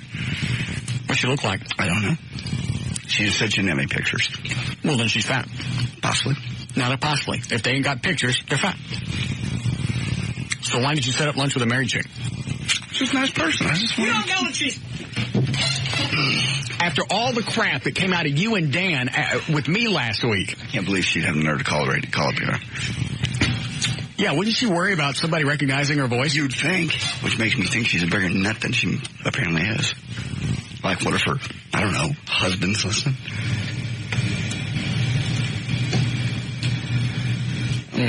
So are you going to go meet with her? No. I think it's best left undone. Excuse me. Go ahead, Christina. Russ, JD, telephone. JD is a big old hypocrite after he did all that pissing and moaning, and then he even had the thought. You had somebody come out of your house and service you. So what? I didn't. I know this chick. I know she's, A, I know what she looks like. B, I know she's not a nut. This chick you met through email, you don't even know what she looks like. You haven't heard her voice. You don't even know if it's a chick. You do now because she called up on the show in front of 100,000 people on Friday or Thursday and went, hey, where were you? Hypocrite. Hypocrite. She's right. Hypocrite. Karen? Thank you. Let me think. Aren't there plenty of single chicks out there? Is that, hold on, did I have that right? Isn't that pretty close to the thing he said to me last week, Eddie? Yep. Yeah. Yeah, there are. Aren't there plenty of single chicks out there? All right, so you picked a married chick one. How come? I'll say what? I'm listening. Hello? Don't know. Yes? I didn't pick her. I didn't see her. Yes, you did. I couldn't even go out with her. What is it, Sharon?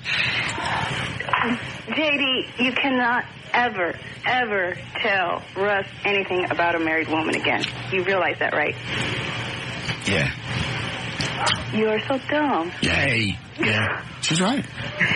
Oh, my God. And here's the other thing. He forced it out of me. I didn't force nothing out of you. First of all, my married chicks, they come to me. I know what they look like. And they don't call the show. That was the other thing. This chick calls up, gets on the air. So if her husband is listening, thanks, Sharon. If her husband is listening, he could recognize her voice.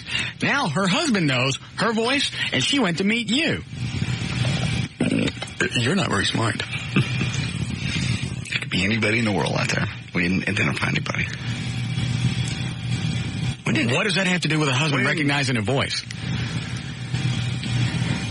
Thank you. So, what's her name? Oh, yeah. I'll say it. Have you heard from her since? She emailed me over the weekend. And she said? She just said, where were you? What's up? And I spaced it. You spaced lunch? With a married chick? I was busy. Russ. Yeah, what is it, RJ? How's it going, man? Yeah. Sometimes I think you give Dan and all them guys a little bit. I mean, I realize that you're Get to the point. Don't realize that. Get to the point. You're the man. Yeah. But you got people who are pushing you behind you, man. You got to stand up for them. What are you talking about? Turn the radio down. You're always ragging on them. You're always ragging on them. You know, those people help you do what you do, man. That's the bottom line. Are you missing the whole point here? I think I am. Okay. Well, let me help you out because you sound like a good guy. Yes, sir, I am. And you're probably trying really hard. Yes, sir, I am. Okay. Give me the full point, Russ. JD and Dan were all over me because I had a married chick. Did you leave your radio up? No, the radio's down. What's that noise? Man, I'm telling you, the radio's down. I just heard it. The radio's up. Man, I'm telling you. Kill yourself. After everything that we went through last week and the week before, with you guys giving me grief about the married chick. Chicks. Even one of the chicks that I've been out with is separated from her husband. But you and Dan wanted to play the funny, well, technically she's still married. The chick that you set up lunch with, I'm guessing is married. Good married. I mean, strong. He don't know. Yeah. Okay. Anything I'm missing? No. Okay. And you're not gonna. So if you did something physical with, I have no plans to do anything physical with. I don't think her husband's gonna give a rat's ass.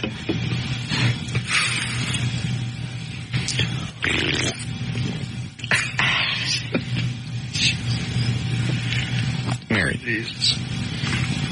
Yes. Okay. I will not be seeing her. especially not now. Because she's nutty enough to call up on the radio. She'd do anything. Yeah. That's the only downside about married chicks. They could snap. Ready to do news? Why are you meeting chicks? And what's the other thing? With all the women that we have access to, why you got to meet somebody off the internet? Just something interesting. They won't send you a picture. Yeah. You know, God, I want to strangle you now. I know. You set up lunch with a chick that won't even send you a picture. Yeah. Ugly chicks don't have pictures for reasons. You got a point. And why don't they have pictures? Yes, they're ugly. Thank you. And they don't want to see themselves. And they think, I don't even know what they're thinking, because they know once you see them in person, it's not like you're trapped and you got to sleep with them. I don't know. Maybe they think that, well, once he's there, he'll meet me. He'll realize I have a wonderful personality, and he'll want to stay. Mm-mm. We can form a bond, have a relationship. I'm meeting her. Not. Of all the women, you pick somebody that's married that you haven't seen. The fact, did you ask for a picture? Yeah. Let's just forget the fact that she's married. Mm-hmm. Did you ask for a picture? Yes. Okay. And then when she sent back an email that said, I don't have any, did she say, I don't have any, or I don't have any good ones? I don't have any. Any. And you went ahead and set up lunch. Why? I don't have any. I don't have any pictures. I know. It's the year 2002. You can get pictures like that. Webcams, digital cameras, Polaroids. And? It was suspicious, I'll tell you. What? It was suspicious. But you met her anyway. You were going to meet with her? Nah, did you go there to meet her and saw her and realized she was big and fat? No, I really haven't. Oh, I've done that. Yeah. Oh, yeah. Back when I was working at the Eagle. But they know what you look like. For some reason they didn't. No. It was Brad Baxter and me before he got married. Mm-hmm. A couple of chicks call up. Hey, come meet us. Nah, I don't want to. I tell you what, we'll meet us at the Chili's across the street in Las Colinas, and if we're ugly, then you ain't got to come in. We walked in. It was both dogs, and we turned around and walked out. Yeah, after all my years in radio, I should know better. More often than not, they're going to be skanks. Mm-hmm. In fact, I seriously doubt there's any woman listening right now that I would find attractive in the least little bit. In fact, I would say it's impossible.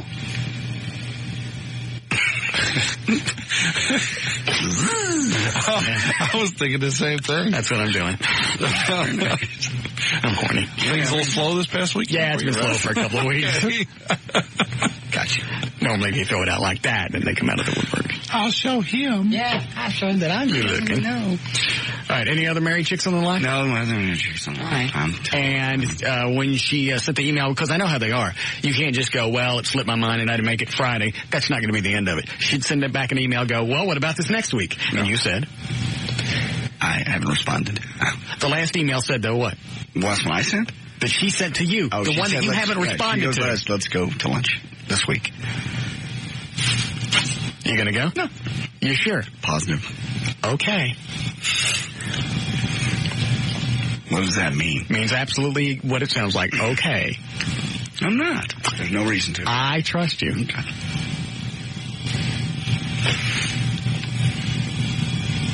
What are you doing? Nothing. Just making eye contact with Eddie.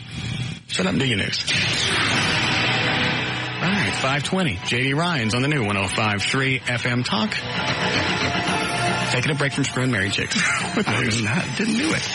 Dodge. That's who's bringing us this one. Dodge. The good face Dodge. All right. Russell Yates was an unemotional. Dodge what? Dodge.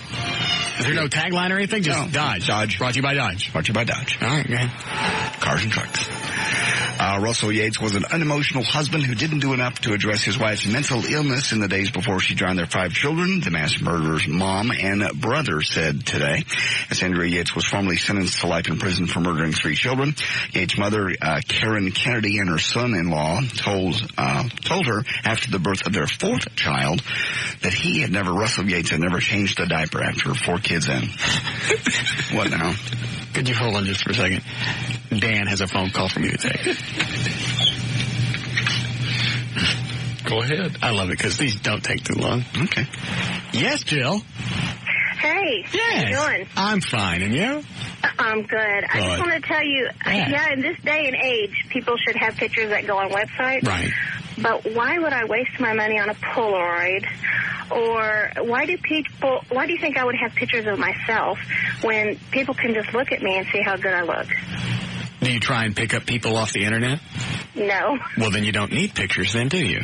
No, I don't. Well, then the chick that's trying to meet JD off the internet would have to have pictures available. Right, but what if one day, I just felt lonely, or my husband wasn't paying attention to me, Right. and I just decided to go out there and play, see what I could find out. You're going out in public. Yeah. Okay. I just want to go out Are you not paying attention to what I just said?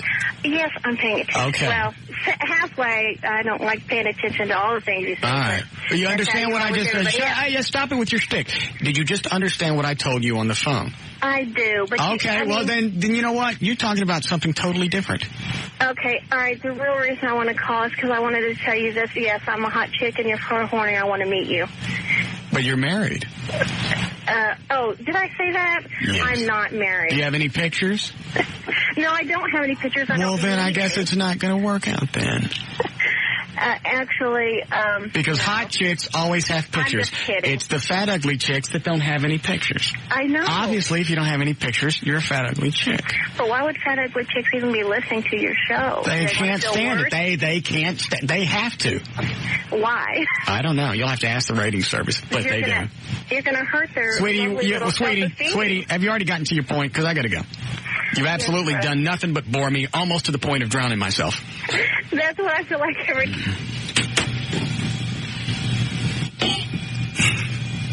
What was that? I don't know.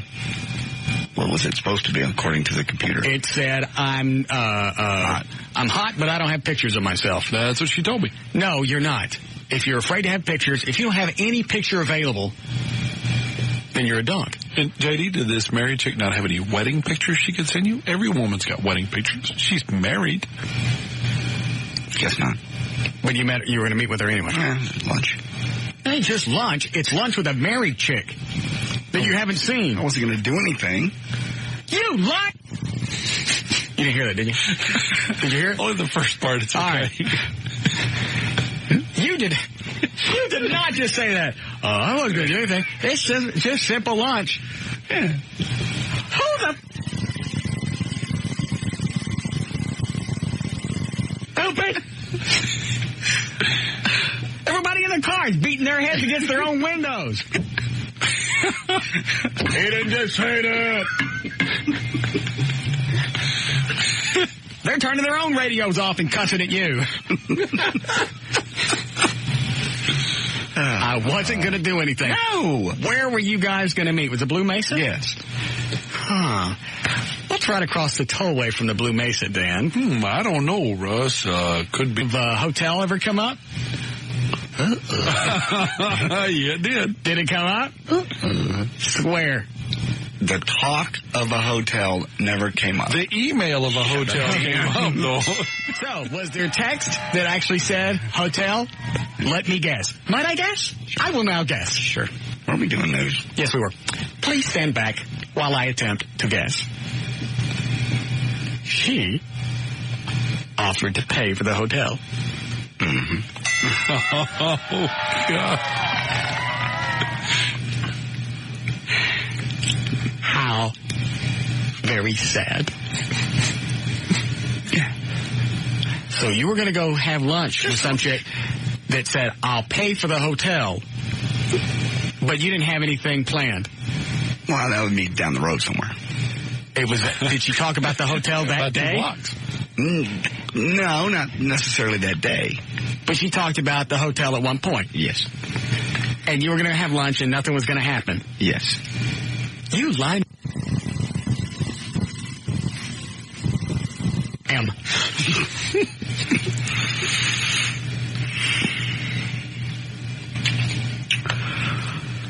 Authorities at American West Express. Oh, no. No.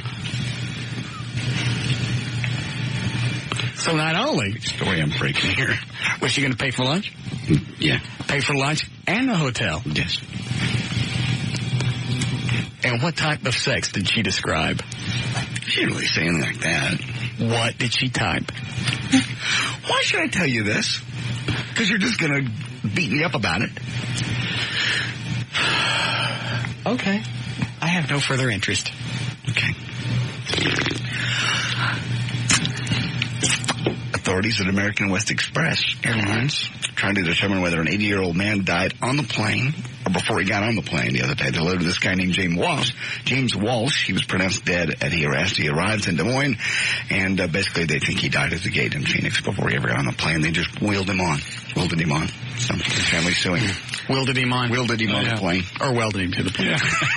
Stapled to the side. Federal law enforcement authorities have broken a big computer-based pornography ring targeted at children, announcing Operation Candyman.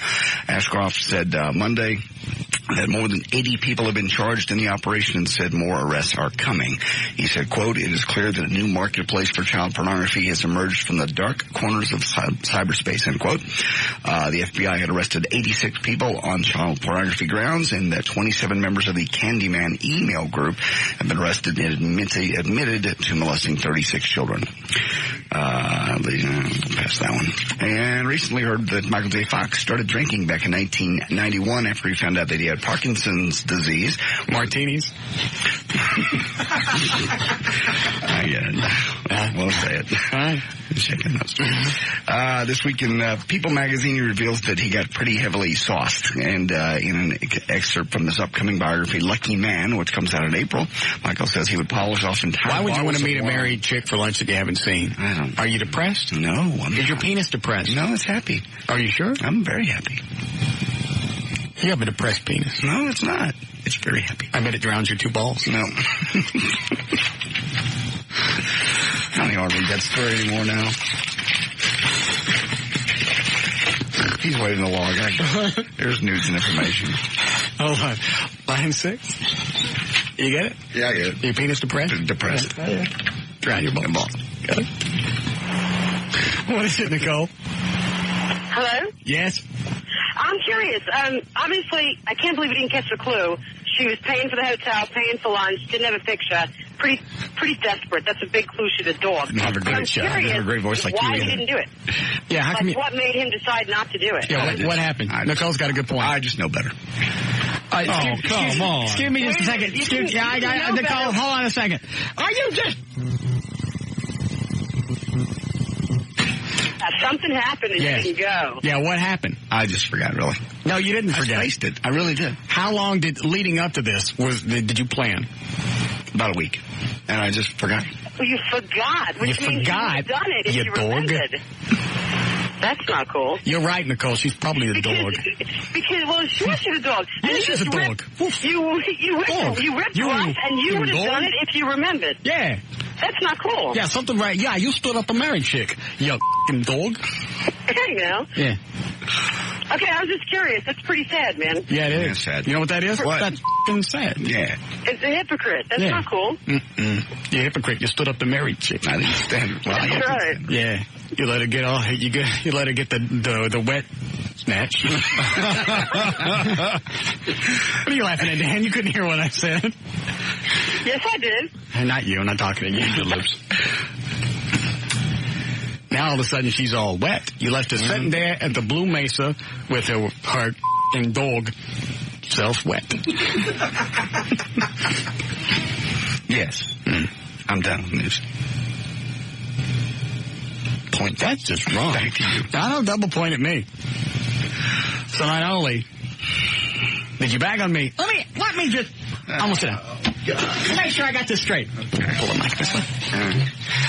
Last week, you and Dan are pounding on me about having a married chick. Swing by the house and service you. Perfect. A married chick that I've known for quite a while, and it's somebody that she's married to a guy at the Eagle, so they got it coming anyway. That's one. So you guys are giving me grief about... Well, yes? He's got it coming? Yeah, he does. Okay. I've said too much. You're listening to the Russ Martin Show.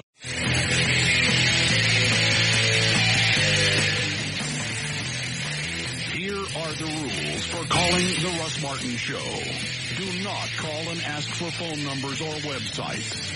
Do not call with a joke you saw in a movie, on TV, on a bumper sticker, on the internet, or you heard in the 8th grade. Do not call and ask for advertisers' phone numbers. Call information and ask them. Do turn your radio down. Do get to the point. Practice in front of a mirror before calling. Do not waste time telling Russ your name. He's far too important and busy. He won't remember it anyway. If you understand these rules, call Russ now at 214-787-1053. All right, let's do a check on traffic. Jonathan Dodge, grounded. The new 105.3 FM Talks, white van. Why, figure wrestle this report. Hold on. This report brought to you by Gary McKinney and Just Brakes, home the 9988 four-wheel friction reline. That includes metallic lightings in most cases and Just Brakes, they really do care. Dallas, 635 LBJ West. Huh? What? You told me you'd stop doing that, you promised.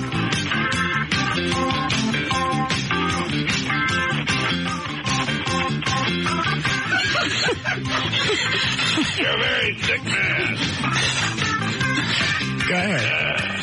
All right, where was I? Oh, 635 LBJ west side of Webb Chapel. Two left lanes are blocked due to a minor accident. Eastbound, 635 LBJ is shallow. You can expect delays. Left lane is blocked due to an accident. Eastbound, bypass 121 at I-35. Expect delays there due to a minor accident. That's traffic. This report brought to you by Randall No and Wells Fargo. You got me all shook up now. You know that. That was a horrible thing to say. Stop it!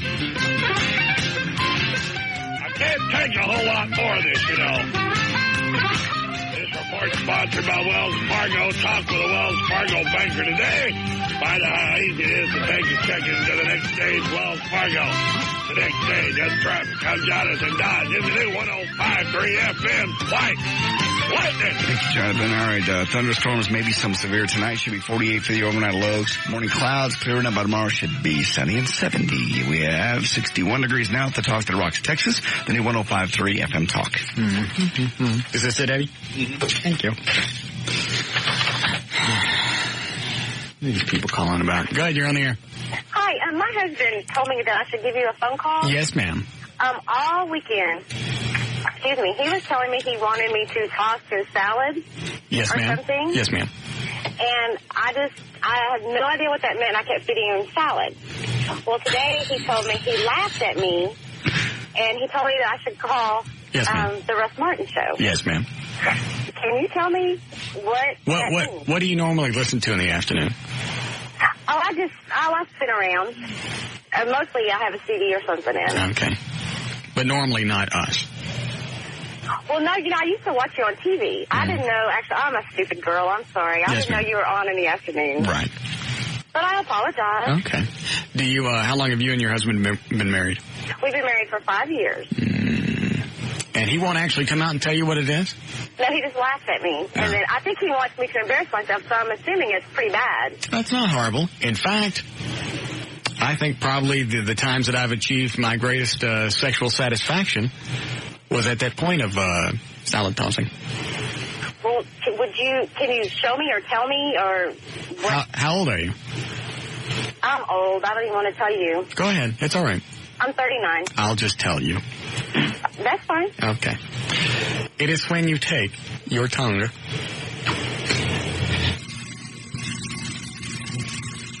okay. And then, while it's there, you... Okay. You get all that? Yeah, and men like that? I'm sorry, I'm kind of freaking out. Yes. Men like love that. I've never asked Eddie, though. Eddie, are you into that at all? I've never had it done. Oh. Would you like this chick to practice on you? Probably not. Are you sure? She's 39. Oh, yes. Why? Are you saying that I'm just old or something? Yes. Huh? It could be funny. She might have a big head. I'm a little person. Oh, are you? Yeah, I'm only 5 foot tall. Oh. Anyway, that's what your husband's been wanting. Okay, well, I guess I'll try it. Would you really? I guess. Good. And let me also tell you, at the point of where you're... Uh-huh. All right. You reach up and grab... Okay. You get all that? So I have to do things to prepare him. Yes. And then, do that at the very end. Right. He will absolutely love you. Are we on the air or something? Yes. Oh, so I'm glad I watched what I said. Yes, I had to turn the mics off when I told you different things. Oh, okay. There's a man staring at me. Hello. I'm sorry. I'm driving down the road. A man is staring at me. He probably knows that you're on the air. Do you think? Look at him. I am looking at him. Ask him if he's point at your ear. I'm on the phone. No speak English? No? Oh, he doesn't even speak English. Oh. So he just stares. I should flash him. Should I flash him? Yes. Do you want me to? Yeah. I will. Watch. Yeah. Oh, you can't see me.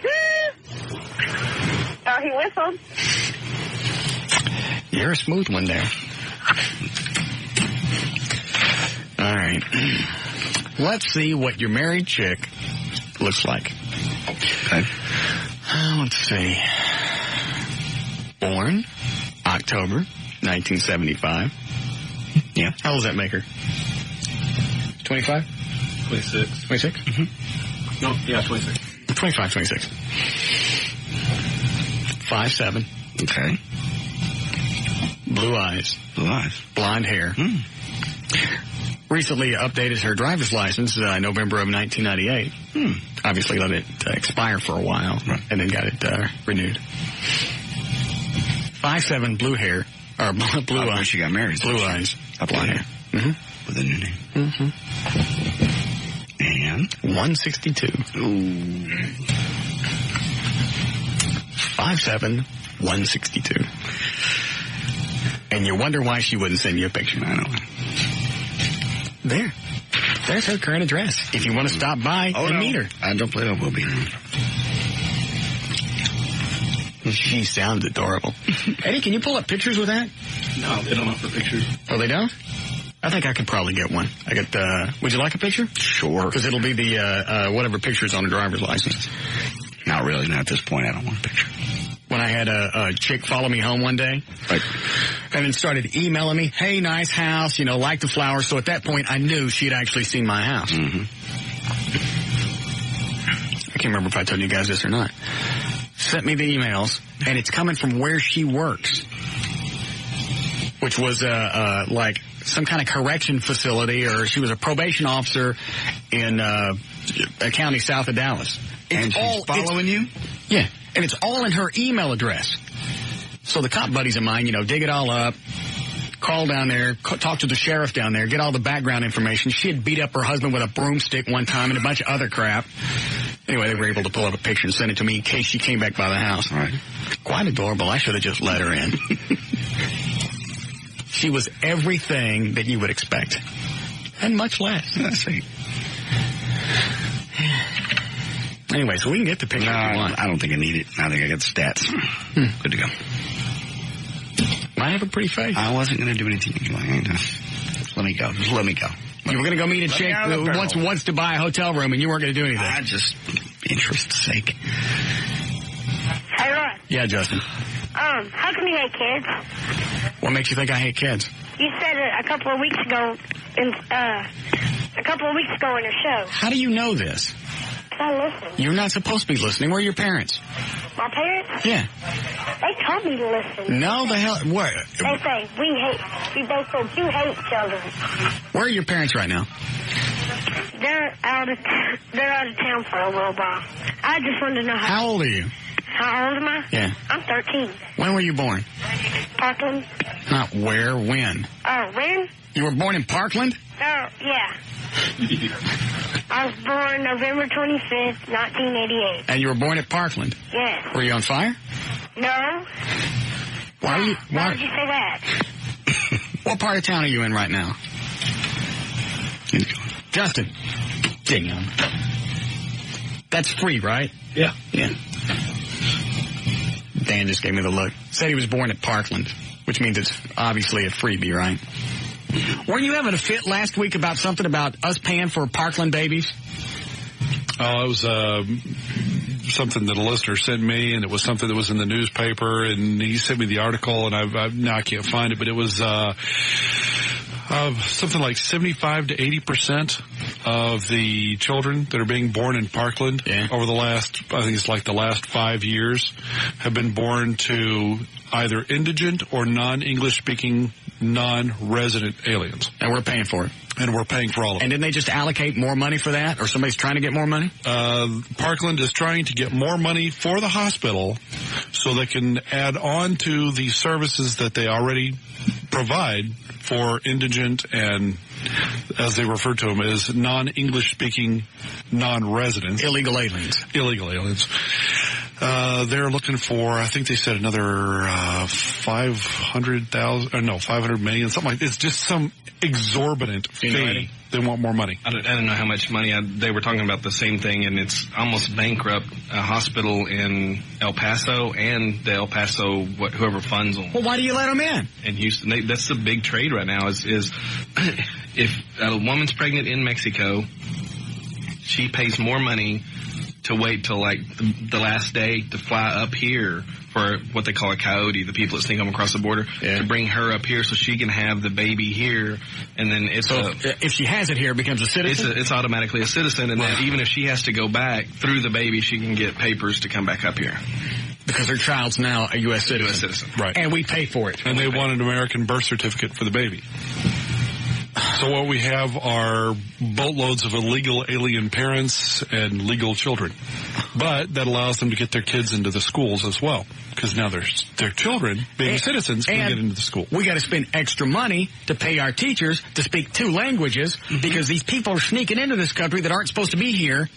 And we got to pay for them to be born. Right. And we got to figure out some way to communicate with them. And we've got to support them the entire time as well because more often than not they're indigent. Which is why they're getting free births. Why can't they just turn them away at Parkland? You know what? We're booked. Staff, you should have called ahead some other time. Well, that's part of what Parkland does. It's a public Parkland hospital. is public for the people that pay taxes. Indigent people don't pay taxes. They don't get nothing. Well, it's part of the problem. I guess they don't ask them. They don't need any proof of insurance, so they try to get it if they've got it, but basically they don't need it. They don't have insurance, or they wouldn't be at Parkland.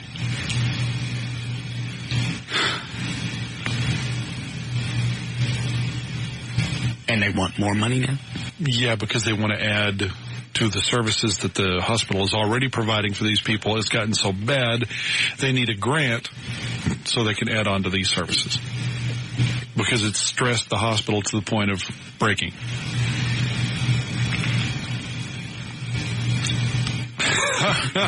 I know, it's hard to come to terms with it.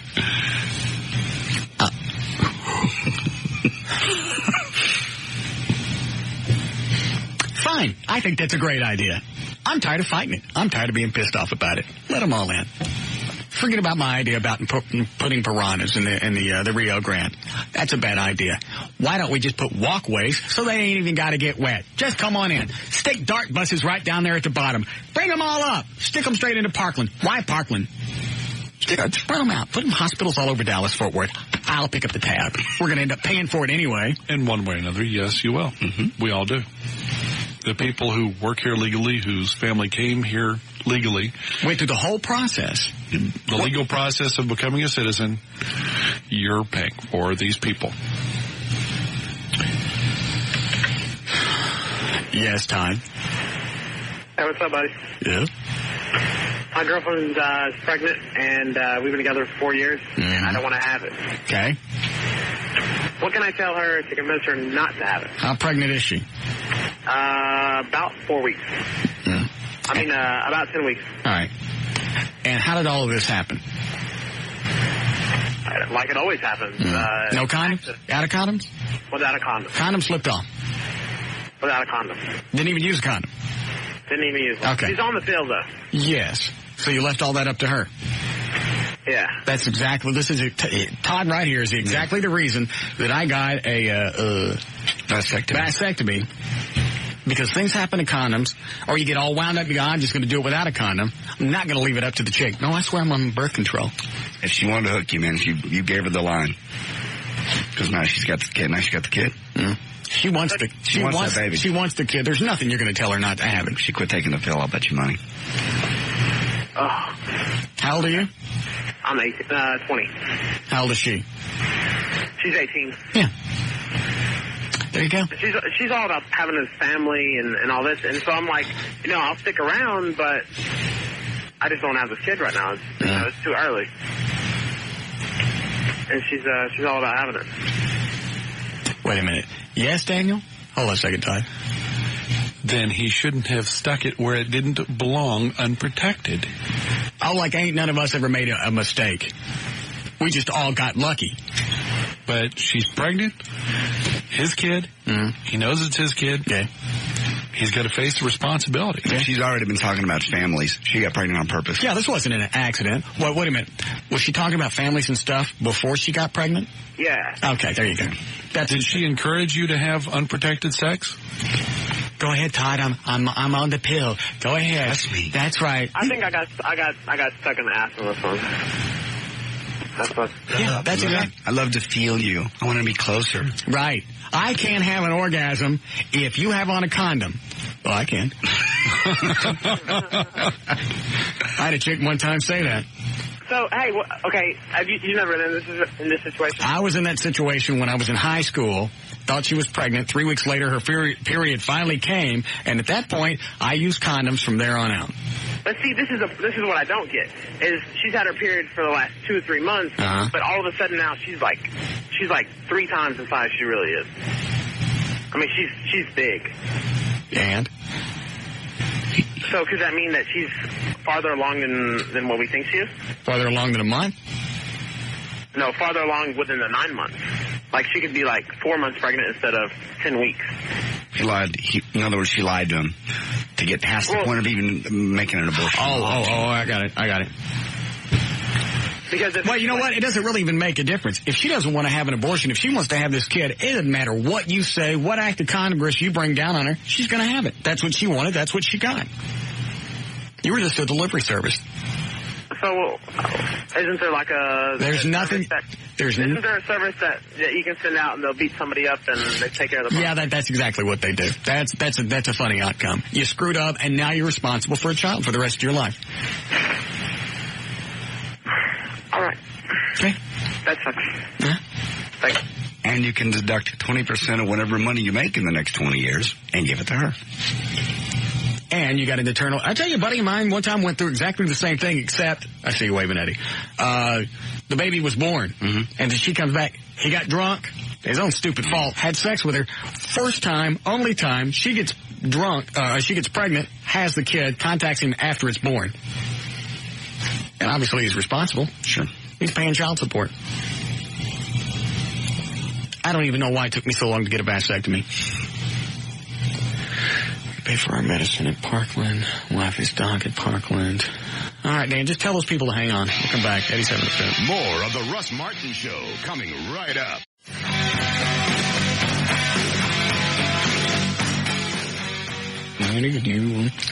All right, 607. Let me clear these phone lines out, and we're going to move on to something else. Go ahead, Morgan. You're on the air. Hey, Russ. Listen, just going to let the guy earlier know that he was worried about having a baby and all. You know, I'm 23. I'm single. I had a boy, and you know, I never got married. But you know, if you're any sort of man at all, you just take responsibility for it. If once the day he has that baby, his whole life will change anyway. Why? So I wouldn't. Well, why is it going to change? Well, I mean, I would hope for the better. I couldn't imagine what I would do without my 4-year-old redheaded, blue-eyed boy, Landon. And, you know, and I got a girlfriend, got an awesome girlfriend. And, you know, so, you know, life's great. I can imagine a day without my son. Every day's incredible. Not everybody wants kids. Huh? Not everybody wants kids. Well, that's fine. But, you know, if you take the responsibility, just like J.D. said, of getting someone pregnant. Right. We've addressed that. That wasn't his question. Okay. Well, just to let him know that... We've already addressed that. Well, that wasn't his question. His question was, how does he talk her out of it? It's got nothing to do with responsibility. He don't want to have it. Okay. All right. Thanks, guys. Bye. Yeah, all right, whatever. I called and had a raving lunatic screaming at me on the phone. You called? Not I called, but... All right, somebody called you screaming at her? Yeah. That it was not her fault that she was pregnant. Not whose fault? The girl that the guy called him about earlier. Oh, yes, the hell it was. Because if she said she was on birth control, then she was on birth control. If she was taking any antibiotics will cancel out. Antibiotics will cancel out. I understand that. That's, you know what negates all of that? What? She was talking about a family before she got pregnant. I tried to point that out, but she was screaming at me. Oh, was it a chick? Yeah. Oh, I'll tell you. I just let her have her fit and hung up. Had he not said that part about her talking about a family, you're right. You could go, well, antibiotics. But if she was whining about, I want to have kids, I want to have a family, get married, have a house. And most of the time, when doctors prescribe antibiotics, they tell you, this to screw up your birth control. Well, when they give it to women, yes, and there's usually a warning on the bottle as well. So that in itself screws up her argument. If she calls back, put her straight through. Okay. I haven't screamed at anybody today. It's pissing me off. All right. I'm going to clear these lines out, Dan. Don't stick anybody else on there that wants to talk about this. Go ahead, Eric. You're on the air. Oh, it's me? Cool. What is it, Lisa? I was just going to say JD's lunch date is too far back. Yes, Ryan?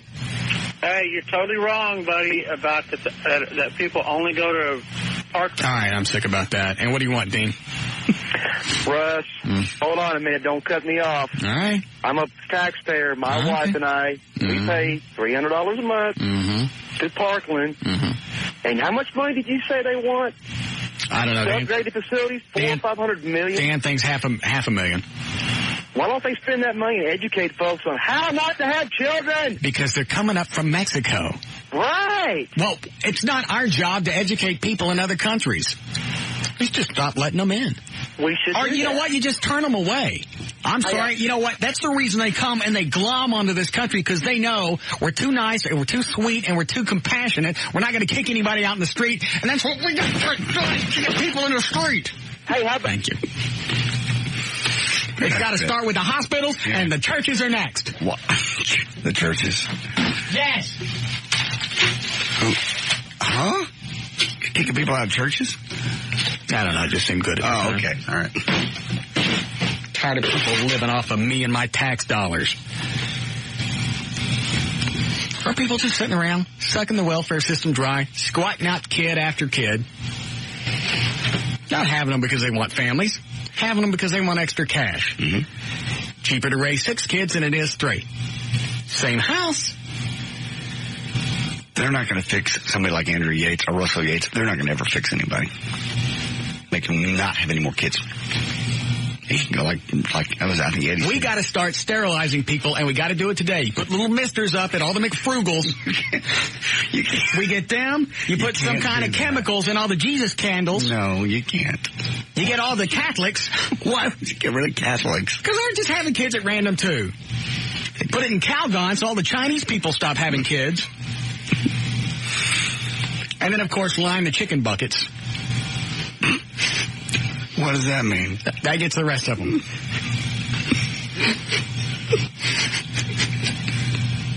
Damn. You got to. Or put some kind of chemical on the handles of portable TV sets. Russell. So when they're stealing Russell. What? That's over the edge. What did I say? Go on. And everybody gets sterilized. You get everybody, all the races. Everybody gets sterilized. Right. No, and anybody you missed, you run over a big NASCAR rally with a plane and spray them too, then you get everybody. And nobody has any more children and the world dies out. We're always going to have kids.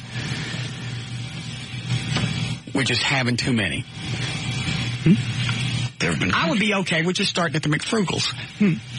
Yeah, you'd be a good chunk there. I've already had a vasectomy, so it's safe for me to shop there anyway.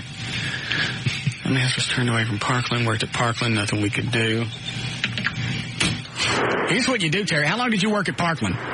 I was there for about 2 years. You tell them you can't look at them unless they're on fire. Let them go back outside, and if they set themselves on fire, then you usher them into the Parkland burn unit. Dude, it does not matter. I was there. I saw them come in the waiting room door in the emergency room, pop a squat, and squirt a kid out, and then demand a birth certificate.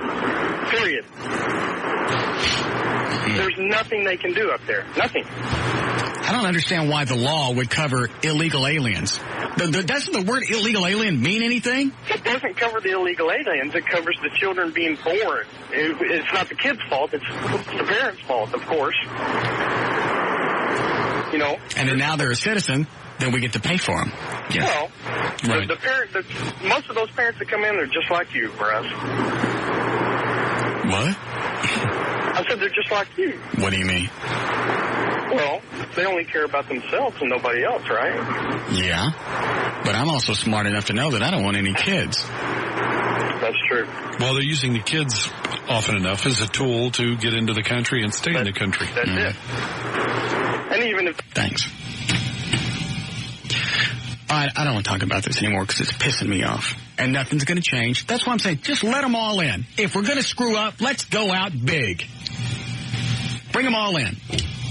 Put in ferries over the Rio Grande. Forget the whole idea I had about sticking piranhas in there. I'm tired of being pissed off about it. I'm tired of fighting with them. Let them all in. Forget anything to do with customs. How come nobody swims down here from Canada? It's not a poor country. No. They come here for our money and for our resources. All right. Eddie, what do we got today? What game did you play? I don't want any Black Brother Jeopardy either because I'm still pissed off at the black people. Okay. How about the bitch is right? Do you have questions for that? Yes. All right. All right, Daniel? Yes, sir? Only females for this next contest. Oh, good. We'll be playing The Bitch is Right. Same as The Price is Right, but only female products? All right. Okay. We'll be back. More of the Russ Martin Show coming right up.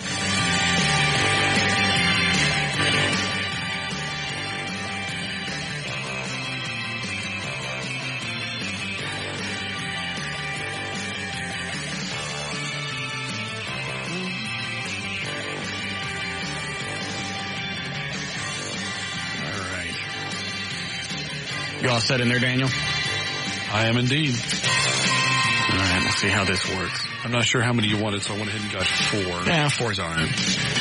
Okay, there we go. All you bitches, come on down. You're the next contestants on The Bitch is Right. And now, here's the host of The Bitch is Right, Russ Martin. All right, what are we playing for today, Daniel? Well, it just so happens on the Bitch is Right, we're playing for dinner for 2 at the Men's Club, which includes salad, filet, a potato and drink, plus no cover. Join JD at the Men's Club this Friday night starting at 8 p.m. The Men's Club is located at 2430 West Northwest Highway, just east of I-35. What time's your appearance Friday night? 8 o'clock. 8 o'clock. You gonna be out there late? Probably. Why? Are we gonna miss our flight Saturday morning? No way. It's not till 9:20. Did you already pay for it? Yes. Okay. He'll be there. So we're all set. Mm-hmm. All right, good. Okay, let's get our first contestant on. Debbie, welcome to the show. What do you do? I'm a housewife. I go to school. How old are you? 36. Okay, just curious. And what about you, Billy? What do you do? I'm a registered nurse. Mm-hmm. Would you like to say for where? What? Never mind, I don't really care. Is it Chaffee? Yes. What do you do, sweetie? I go to school. Where? Cosmetology. Where are you going? National Beauty College. What part of Baltic Springs do you live in? I live in Garland. Garland. Where is that? You don't know where Garland is? Oh, Garland. Oh, that was close. It's a big Baltic Spring. Yeah. Damn, I missed by 2 cities. Yeah. All right. And what about you, Carla? What do you do? I'm an account manager for design firm. Okay. All right. Everybody ready? Yes, yeah. Yeah. All right. Dan will be describing prizes. You will be bidding on them. You don't actually win the prizes. You just get points because we're not giving you anything. All right. Are we all set? Which number are we starting at, Eddie? Number 4. All right. Our first prize up for bids. Are you having a rough time with the aging process? Does your face suddenly look like a roadmap to downtown New York? Why not try 4 ounces of Miracle in a Bottle Eucerin Q10 Anti-Wrinkle Cream? All right. Debbie, what's your bid for this item? $8.99. $8.99. What about you, Billy? What do you bid? $85. $85. And Chaffee? $10 even for Chaffee. And Carla, what is your bid? $19.95. $19.95. Dan, actual retail price? Actual retail price is $11.99. Who's got it, Eddie? Chaffee. All right. 1 point for her. Nice job, sweetie. Thanks. All right. And the next price up for bid? Tired of every stray cat in the neighborhood following you home? Summer's Eve douche in the lemon mist scent will cut through any musty odor. It comes in this easy-to-use 4.5 fluid ounce self-applicating bottle. All right, Carla, we'll start with you. What is your bid for this? $1.99. $1.99. Chaffee, what do you bid? $2.50. $2.50. Billy? 99 cents. Billy bids 99 cents. And Debbie, what do you bid? $2.25. $2.25. Actual retail price? Actual retail price, $2.79. Is that Eddie? Chaffee again. Very nice job. Thank you. And now, the next item up for bid. Don't go to the VFW without coloring your hair first. Gray hair shows up no matter how badly the place is lit. L'Oreal Feria Hair Color Gel Kit will make you look at least a year younger. I know what that stuff cost myself.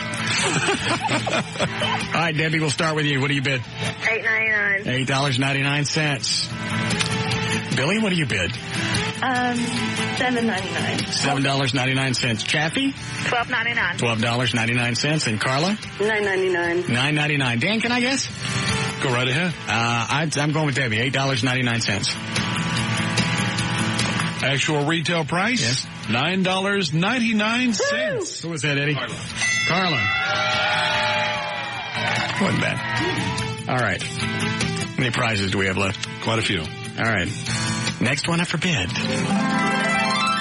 Can't suck in that gut like you could years ago? Well, no nonsense Control Top Pantyhose will give you the much needed helping hand. Why scare the guy off before you get him home and get the lights out?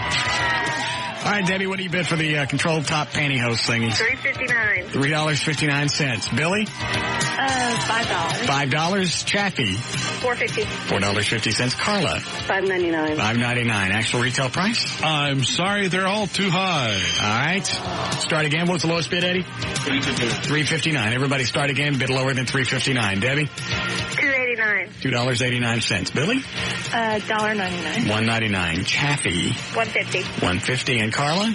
$3.25. $3.25. Actual retail price? Actual retail price, $3.19. Is that Eddie? Debbie. All right. Well, I don't have to wear those. Whatever. All right. Ready, Daniel? I'm ready. Bring out the next prize up for bid. Does it itch so bad down there that you wish you had a wire brush? Use the 1 ounce tube of Vagisil and make it through the workday without people thinking you have crabs.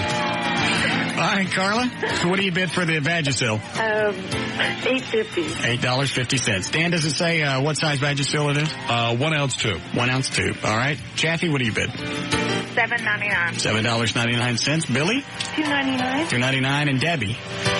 $4.59. $4.59. Actual retail price? Actual retail price, $3.99. Billy? What's the score, JD? Right now, Debbie, Billy, and Carla are tied with 1. Chaffee has 2. All right. How many prizes you got left, Dan? We've got 7 left. All right. We may not do all of them. Here we go. Next item. Remember when they were perky and used to bounce? Now they just stare at the floor and get in the way when you're trying to clean out your belly button? Don't worry about expensive breast surgery when all you really need is a Wonder Bra push-up. So you only have to worry about that flappy labia now. All right, Debbie, what do you bid for the thing? $12.99. $12.99. Billy? $18.99. $18.99. Chaffee? $19. Carla? $30 even. Actual retail price, Daniel? Actual retail price, $49.99. Carla? Very nice. All right, we'll do one more, Dan. I'm getting bored with this. All right, hang on. All right. There we go. Next item. Okay. Is the last one? Yes. Worn out from having kids, or does your husband have an oversized head in his oral pleasure? Stretch marks all up and down your thighs? Then use Allure herbal-based cream. A 4-ounce container should cover most women, and if not, then it doesn't matter because no one will ever see you naked anyway. Debbie, what do you bid?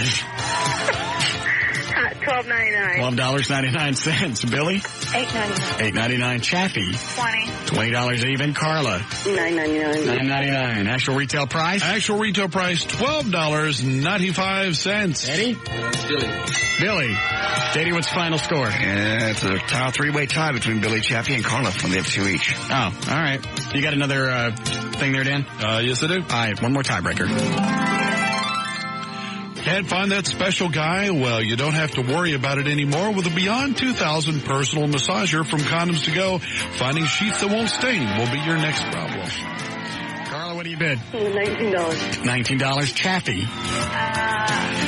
$20 even. Billy? $8.99. $8.99. And Debbie? $24 even. Dan, actual retail price? Actual retail price is $99.95. Damn. Debbie? So that's her? That didn't help. Why? Now it's a 4-way tie. No, it's a 4-way tie. I wish I had the black people back. We got another one. Because now we have to have a winner. All right. 4-way tie. All right, here we go. All right. Next item up for bid. Stop putting plastic lining on your furniture once a month. Buy a 24-count box of Kotex MaxiPad heavy flow pads. They don't have that embarrassing string either. I'll tell you a funny story. Later off the air, a chick was standing in my house. Uh-huh. Yeah, I like to do the pictures and stuff. Sure. Yeah, you saw, yeah, sure. String. Yeah, it was Go ahead, Debbie, you're on the air. What's your bid on this? $3.29. $3.29. Billy? $2.99. $2.99. Chaffee? $4 even. Carla? $3.50. $3.50. Actual retail price? Actual retail price, $2.99. Billy, that means she wins? Tell her what you got, Amy. Congratulations, Billy. You and a guest are going to go to the men's club and have dinner. It includes salad, filet, a potato, and a drink, plus no cover.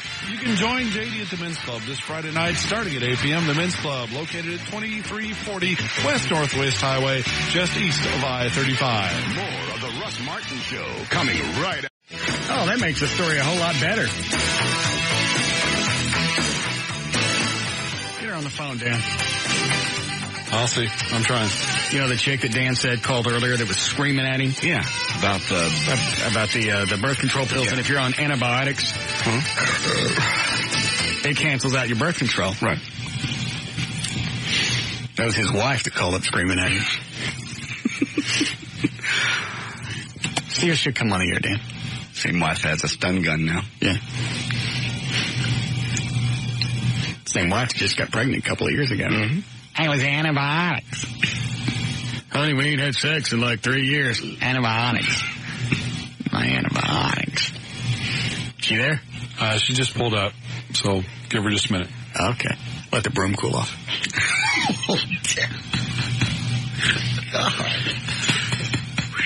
You live more dangerous than I did. You're just lucky she can't see you laughing. She's between the car and the house. She can't hear what we're saying. Oh, right now. You better hurry up and say it then. That was funny.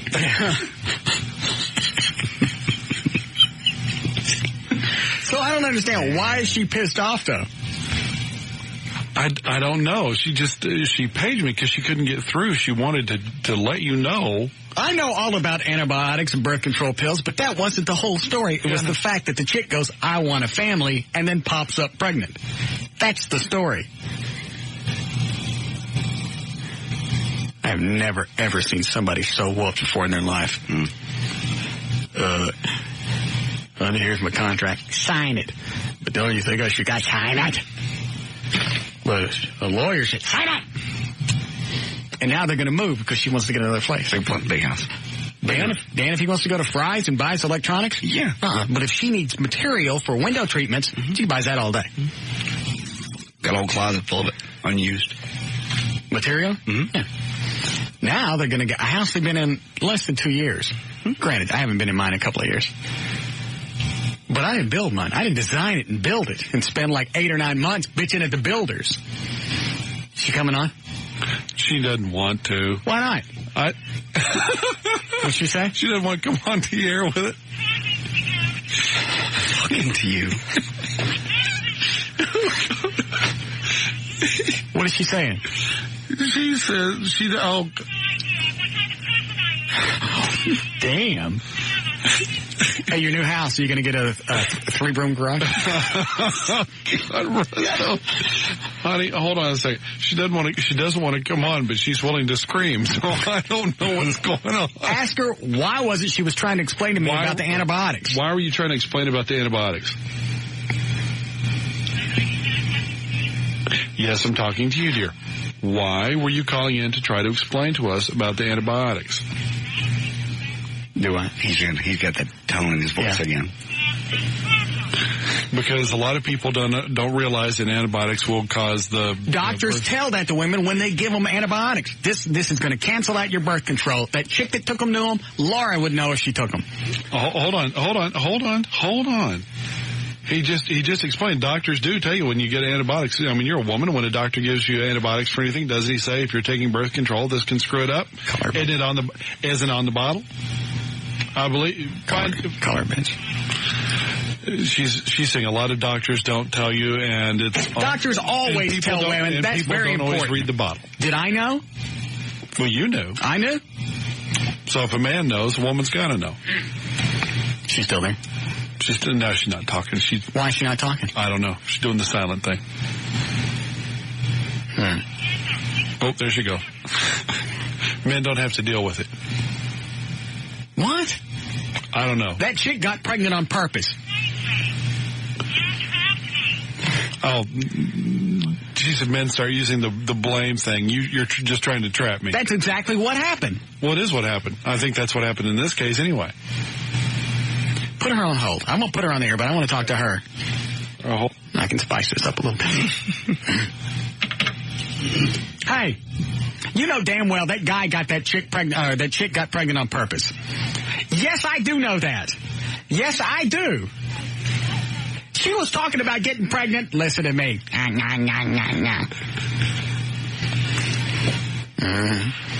We don't need her side of the story. Was she talking about getting pregnant before she got pregnant? Yeah. Then she totally just stopped taking the pills. Women do that all the time. That's the way you trap us. That's the way you trap us. Come on the air with me. Laura, you're a smart person. You know better than this. Why don't you come up here and show me your zapped cat? Yes, I would. I'd love to see that. Yeah, it was nice and hairy before. You showed it to me. Yes, you did. Yes, you did. Mm-hmm. It smiled at me. All right, if you're done being mad, I gotta go. You and Dan have any fights over the weekend that would make a good fodder to take us to 7 o'clock? Oh, off the air. What happened? Yeah, so what happened? Oh, all right. Yeah. What happened, Dan? She didn't want to tell me. About what? Come on, we got 10 minutes to fill. What happened over the weekend? She said she wanted me to know, but her battery went dead. Yeah, right. I believe she said that was none of your business. Oh, that was close. Eddie, we have to break one more time before we go? Yes, we do. All right. Line 3. Go ahead, Wendy. All right, I just want to say something. These women need to step up to the plate. If a doctor doesn't tell you that it's going to affect your birth control, use common sense, ask the question, and take responsibility if it is going to. I don't think most women that didn't know it, if the doctor, I wouldn't think to ask my doctor, you know, like if I was going to take antibiotics, would this affect my Claritin, my antihistamines? You know, I wouldn't think about drug interaction. You just go, he's a doctor, he obviously knows what he's doing. But I think most doctors hip chicks to the fact that that's going to affect their birth control. Oh, I ask every time. I don't care what it is. Every time. That's important. That's the reason I got a vasectomy. I don't want any accidents. I don't want any maybes. I don't like trusting somebody else. Oh, I no. I mean, I'm buying it 100%. I don't believe in these women trapping men for, he'll marry me this time. Right. I got a buddy that the chick saw the relationship going belly up. She got pregnant. He never even believed the fact that she trapped him. And they got married. Yeah. All right, so it is the women's fault. Oh, I agree. Okay, thank you. Go ahead, Susan, you're on the air. Hello? Yes. Beth? Yes. No. Number one, not all doctors do tell women, because my doctor didn't tell me that I didn't get pregnant. But I had to go to my pharmacist when I was getting the prescription. They can never decide. You know why? Because I've heard that. I asked the pharmacist, is this going to interfere with my birth control? Because the doctor did not mention anything about it whatsoever. Should have waited for it to cool off. Absolutely. Do not have an unprotected sex. And the bottom line with that guy, if that girlfriend was talking about wanting a family, why didn't he? He'll just blame it on me. His own common sense and protect himself. Oh, it was Russ. I can't control what he says. I just saw my contract. I got it on for another 4 years. You're right, sweetie. I apologize. So you're talking behind my back, right? Yes, I was, Bob. We need a break here, Eddie. All right. Hold on. Dan, is it this line 4? Is this like the final one? Yeah. Okay. Last one. Yes. Last word. Andrea? Yeah, I just wanted to let you know that the actual prescriptions themselves, they say on there in the booklet, it comes with a whole entire booklet that it won't work if you take antibiotics. Then there you go. Your birth control pill booklet. Yeah, I mean, there's a whole thing in there that says if you do certain things, it won't work. So if they don't take the time to read it, then that's their own fault.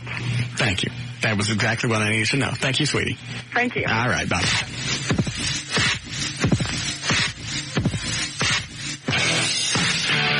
More of the Russ Martin Show coming right up. There was a reason why I couldn't do that. It's supposed to rain tomorrow? I think tomorrow, but the rest of the week it's open. I mean, it's supposed to be dry. I was going to do the walking on coals thing today. Well, we could do it. No, they won't let us do it in the parking garage, will they? No, I don't want to go all the way down there. Maybe can just build the fire downstairs and bring it up. I think it's probably kind of lost its effectiveness now. No, I think we should definitely do it. We got all the stuff in the office. It's ready to go. Have you read up more on this firewalking thing, Eddie? Yes, I can talk you through it. You'll be okay. We're going to have to put the coals down on something. Can't just stick it on foil. Yeah, I've got a... it's the door off of something that's a thick metal thing. Oh, yeah, that's right. We want to conduct as much heat as we can. Well, I mean, just for the coals to lay in, and then you walk across the coals. Not the... Got it. All right, then maybe Wednesday? Yeah, Wednesday should be okay. I think tomorrow, the rain's supposed to end tomorrow afternoon. Oh. Did you go to the Anthony Robbins thing over the weekend, JD? No, never made it. You didn't go to all Friday? Oh, that's right. You had stopped by the liquor store. Yeah. So you had no idea how it went. That's too bad. So what do you got planned when you get home, Dan? Probably not a whole lot now. Why is that? Just go say hi to my wife, I guess. And go hide. So she got the stun gun over the weekend and you got swords? Yeah. What are you doing with swords? Like swords like this long? Well, not that long, no. But I like swords. I like blades. And what are you going to do with these things?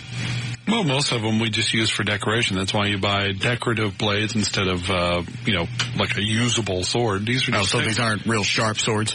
No. These are for decor. Mm. The house is being done in kind of a early Roman theme. There's columns. The house was built with columns. There's columns all over the place inside the house. And at an estate sale, I found this big shield, and I wanted a sword to go with the shield. So absolutely. It would match the shield. But kind of cool. Early what? Roman. Early Roman Empire type, columns, statuary, things like that around the house. And you're going to be moving anyway, right? Yeah, and we'll probably just do something similar in the new place. Mm. Have you picked out a new place yet? I'm sorry, has Laura picked out a new place? She has her eye on one, as a matter of fact, yeah. Really? There's a floor plan that she really likes. What happened with the house you're in now? Didn't she design that one? Well, no, she didn't design it. I mean, she picked out the floor plan from the builder. How come she don't like it now? She wants a bigger house.